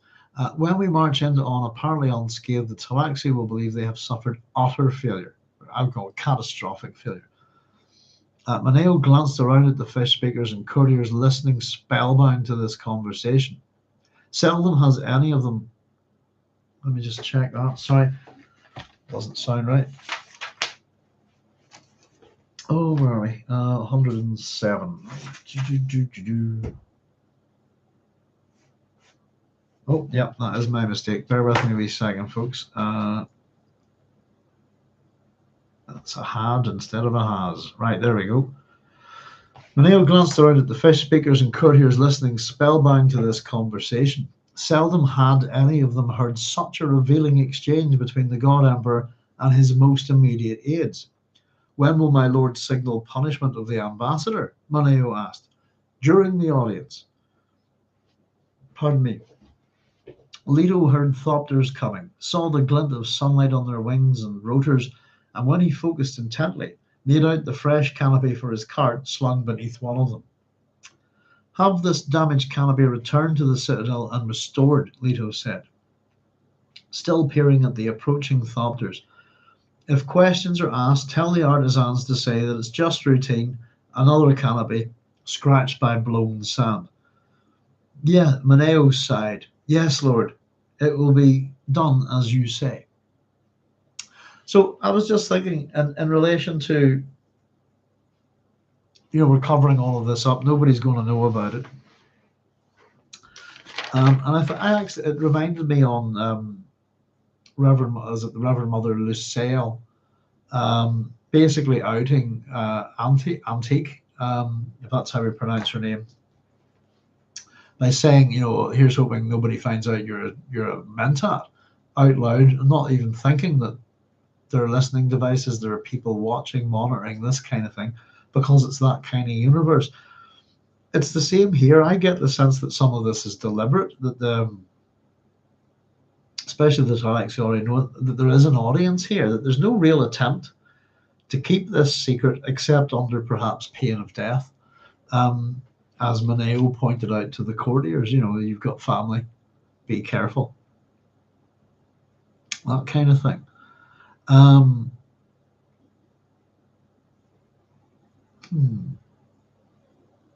Yes, Lord, it will be done as you say.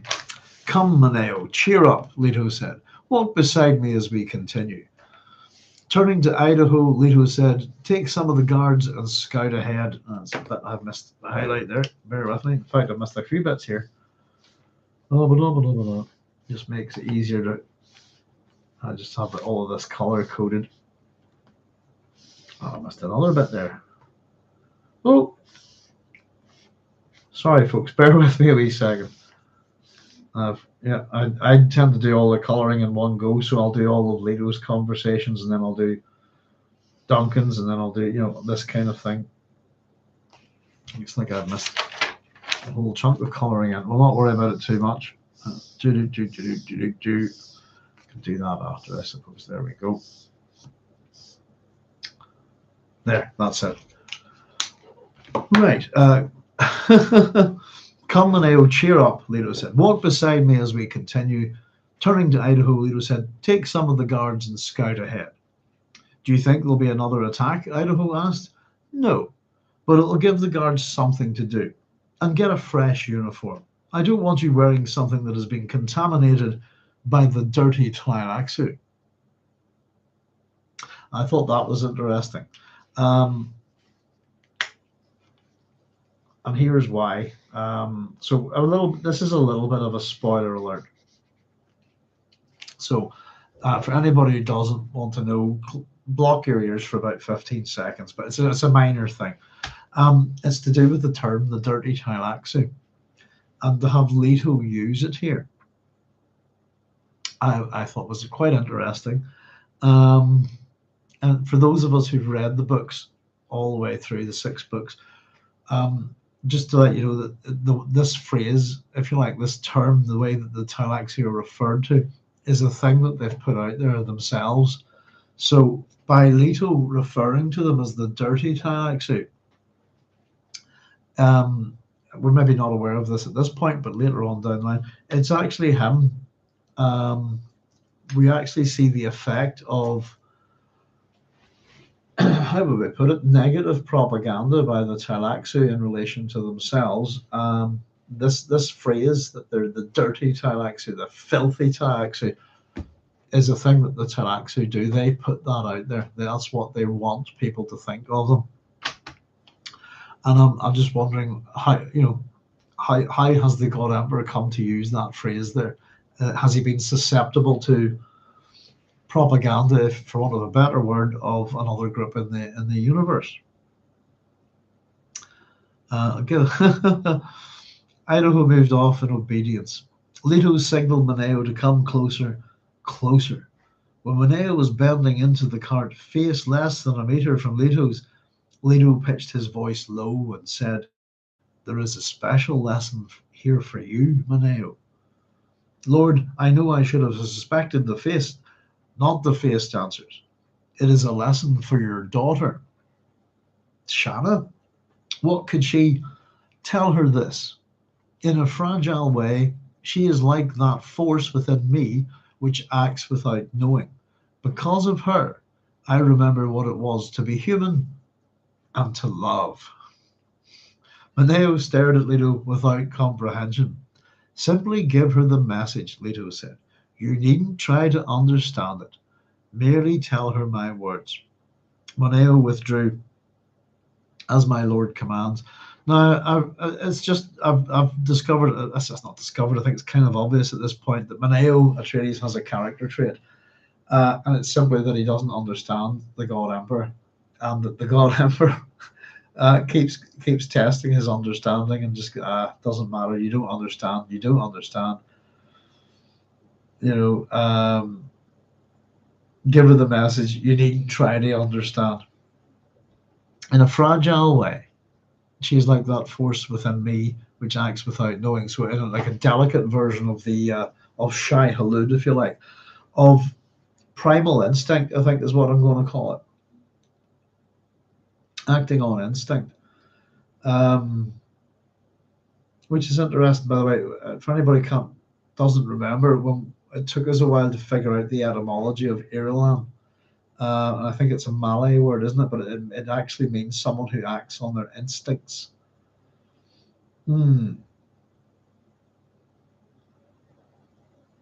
Yeah, I'm going to have to do a search on that word actually. Instincts throughout the Dune series. I'm kind of I've got bells ringing in my head about it from elsewhere. Something I seem to recall. It's something that the God Emperor says that Leto says to Leto the Second. Sorry, says to Farad'n at the end of Children of Dune. I'm pretty sure it's there. Act on their instincts. I remember what it was to be human and to love. Poor old Moneo stared at Leto without comprehension. One minute, you see, he's paradoxical, I think. He's a bit baffling with Moneo. One minute, it's a special lesson for you, Moneo. No, it's a lesson for your daughter. Choose, which one is it? Is it for both, And it seems to be really for Shanna, not for him. But yeah, because of her, I remember what it was to be human and to love. When we act without knowing. So Moneo withdrew. Sorry, I'll read that wee bit again. Simply give her the message, Leto said. You needn't try to understand it. Merely tell her my words. Moneo withdrew, as my lord commands. Leto closed the bubble canopy, making a single unit of the entire cover for the approaching cruise on the Thopters to replace. Moneo turned and glanced around at the people waiting on the flat area of the viewpoint. He noticed then a thing he had not observed earlier, a thing revealed by the disarray which some of the people had not yet repaired. Some of the courtiers had fitted themselves with delicate devices to assist their hearing. They had been eavesdropping, and such devices could only come from Ix.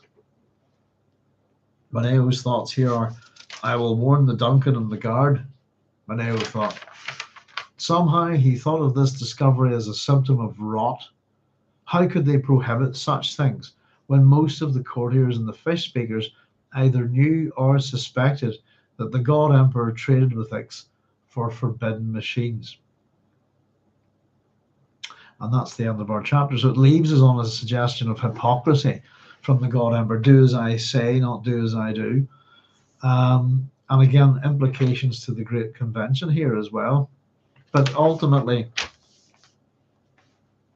if these things are all banned, but the Emperor has them, why can't we have them? And they're within his, I suppose, inner circle. Though the courtiers, to me, come across more and more as hostages, as we were saying in the old sense of the word. that would live with a king or ruler, basically to ensure that their own people behave themselves back home. But like the Babylonian captivity, this kind of thing. It's a practice that used to go on up. I don't know. I don't think it ended that long ago, to be honest with you. Oh, goodness gracious me. Let me catch up with your comments, folks. I'll get some fluids and a wee quick smoke here.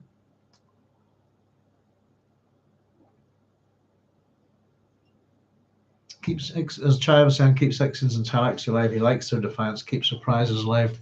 BT, Danny Tleilaxu plays a big future role. We heard it earlier when Fish Speakers first interviewed Duncan.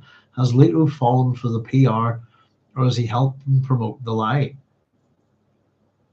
Leto disparagingly speaks of X2, not just the dirty Tleilaxu. I must double check that. Was that first one that, yeah, we've heard the term before, the dirty Tleilaxu, the filthy Tleilaxu. Just kicked into my brain that that's, as we were reading it there, that is Tleilaxu propaganda, isn't it? It's how they wish. Again, we've got the Bene Gesserit wish to be perceived as a religious order when they're political. We have the Tleilaxu wishing to be perceived as something dirty and filthy. Is it maybe that they're actually meticulously clean or something? Who knows? Yeah, it's a great wee chapter there, as there's a lot of dialogue and action, so there's not too much for us to figure out notes on. But the first bit of it, the epigraph, as we were saying, for anybody who joined us a wee bit late, is entirely problematic. In relation to the God Emperor's knowledge, if you like, his factual knowledge of history. And I think for anybody who didn't hear, we were chatting about Assurnasirpal and it's mentioned, and Jehu, son of Omri, and of course Jehu is not the son of Omri at all. It's one of those things that we can actually figure out the mistake, how it was made, if you see what I mean. That in the Assyrian Empire, the son of Omri is a term that means the Israelites. It's as simple as that. And in particular, it'd be very strange because the Jehu in question is the person that wipes out the house of Omri, kills them all. It's interesting just looking at the very beginning of those 10 kings. I just went through the first 10 kings of Israel, northern kingdom of Israel, from Jeroboam to Jehu, and it's an interesting little set of tales there, isn't it? It's murder, death, kill, usurpation, all self-immolation. It's almost something like right out of Dune, isn't it? But there we go. I love stuff like that, to be honest with you. I love a good mystery. As I was saying to you, I was reading Alfred Bester's Fondly Fahrenheit there today, and he's talking about the statue in Piccadilly Circus of Eros in the book, and that's a mistake, isn't it? It's a common mistake, I suppose. But the statue in Piccadilly Circus isn't Eros at all. It's Anteros. The rival means the rival of Eros, the rival of love, if you like. Well, there's a few different love gods, if you like, in that sense. The Eros is, I believe, the god of erotic love. But yeah, it's funny that just finding a similar mistake. But the problem is that the mistake in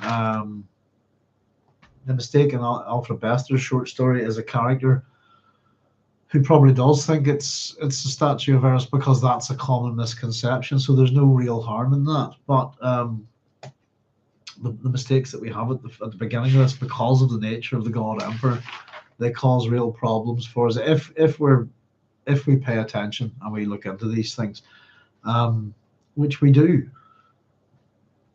Interesting enough, because we had a little bit of a matter about that, though. Pardon me, the last time, where we were having a wee chat about Abraxas and all that kind of stuff, which was quite interesting. But yeah, that's a good chapter. That I got it done nice and early because I knew I had plenty of work to do for it, plenty of scribbling, and then I've been staying away from the PC a wee bit, folks, because my hands are killing me, my elbows killing me, and my shoulders are killing me. So apologies to anybody who's not really got any wee messages back from me. I will get in touch and answer any wee comments as best I can, as always. Though I've never got my backlog done.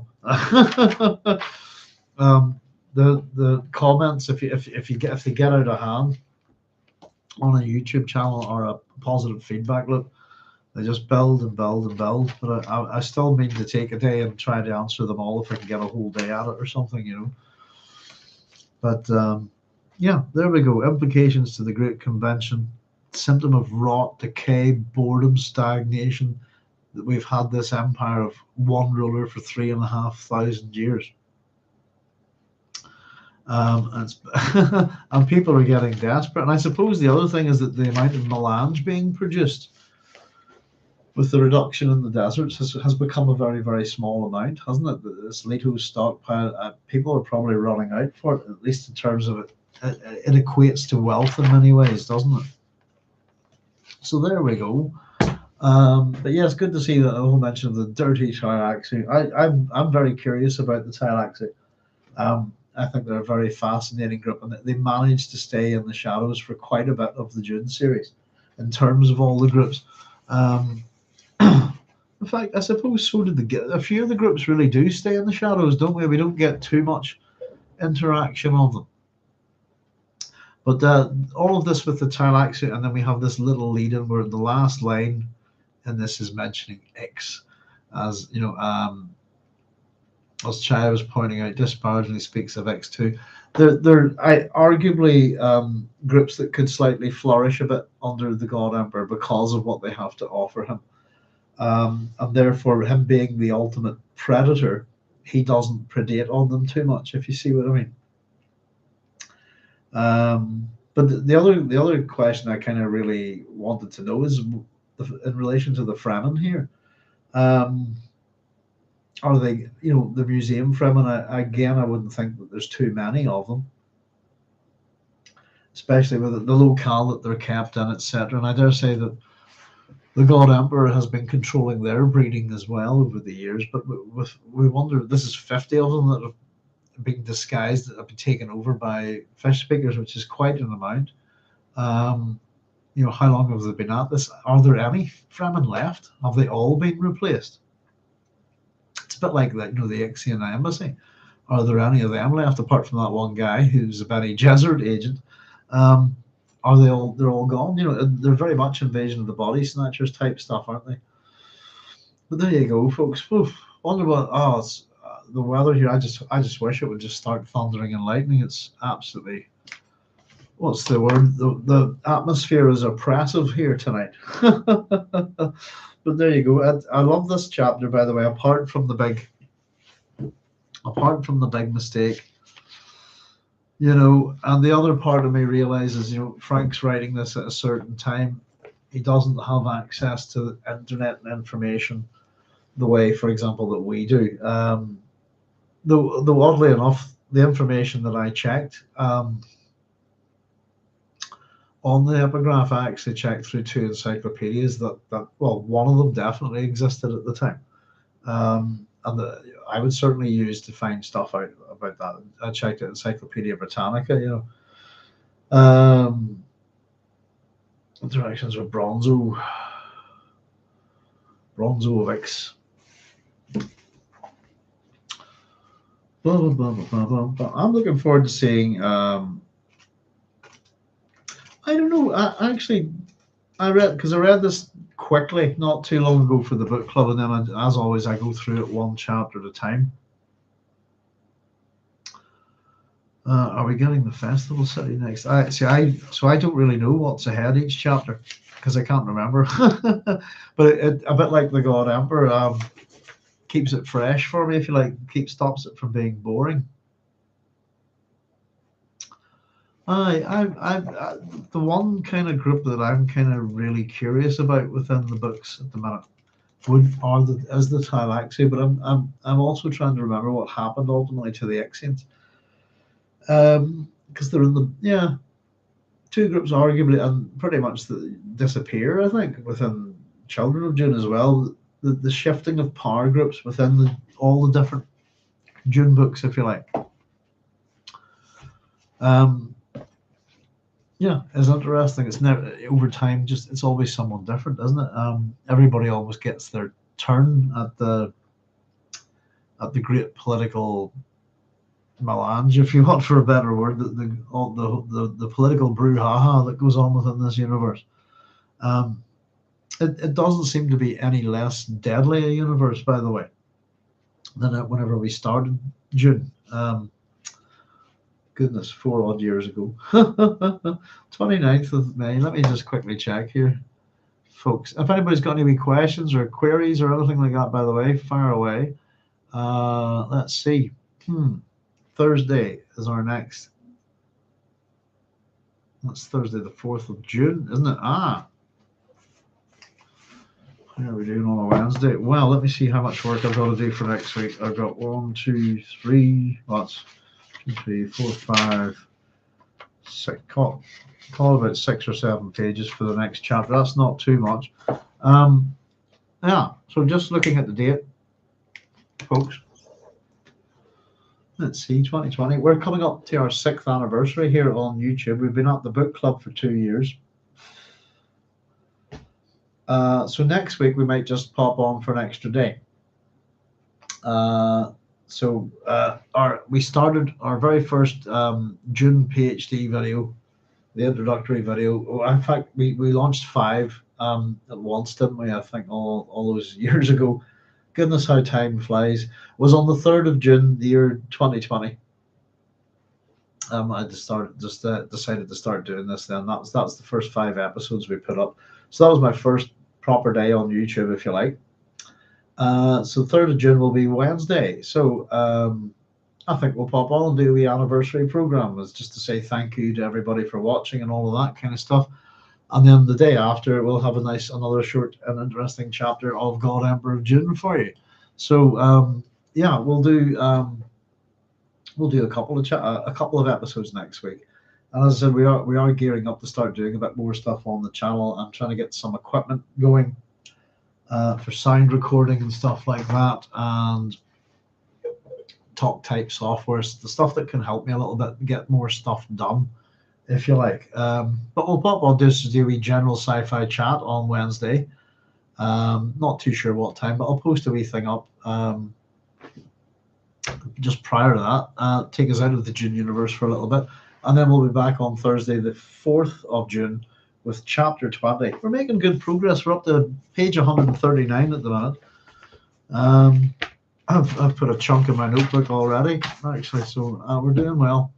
And thank you as always to everybody. So look forward to that. And yeah, I'm going to wrap up, folks. So Chai is saying thanks, Doc. Good night, all. Thank you, Chai, as always. I hope you're keeping safe and looking after yourself. I hope your foot's been healing as well. Regards to Soot Pot, I don't know if you're still with us, Soot Pot, or you might be drugged up nicely in hospital. But take it easy and look after yourself as well. And to everybody else, as always, thank you very much for joining us and for your input and your assistance as always, you know. And yeah, we email, by the way, from Julian saying that he's up to his eyeballs with a course on James Joyce at the minute, and apologies to everybody from him for not popping in too regularly. So there we go. Chai is saying, thank Hashem, I'm walking again, albeit slowly. And Soot Pot's done. Yeah, it was with feet, yes indeed. Look after you. It's not the second time you broke that ankle, Chai, I think. I seem to remember you doing it before. Maybe I'm thinking of someone else. But I'm pleased to hear you're back on your feet. Just take it easy, you know. Look after yourself. And Soot Pot, you're still there in hospital, look after yourself. Regards to the nurses, and say, you know, a big thank you from us for them looking after you well. And I hope you get out of there soon. And we'll see you all for a couple of episodes next week. And in the meantime, I'm going to say goodnight. Carlos, I'm going to go watch I'm going to get the History of the World Part 1 and watch the Torquay Dance song. I'm looking forward to that because I just couldn't refresh my memory. If it's Mel Brooks, I'm sure it's hilarious. So thank you very much for reminding me. Listen, folks, look after yourselves. Take it easy. Be safe in this crazy world. And we'll see you next week. And thanks, as always, for joining me. All the very best and good night. Look after yourselves. Ta-ta.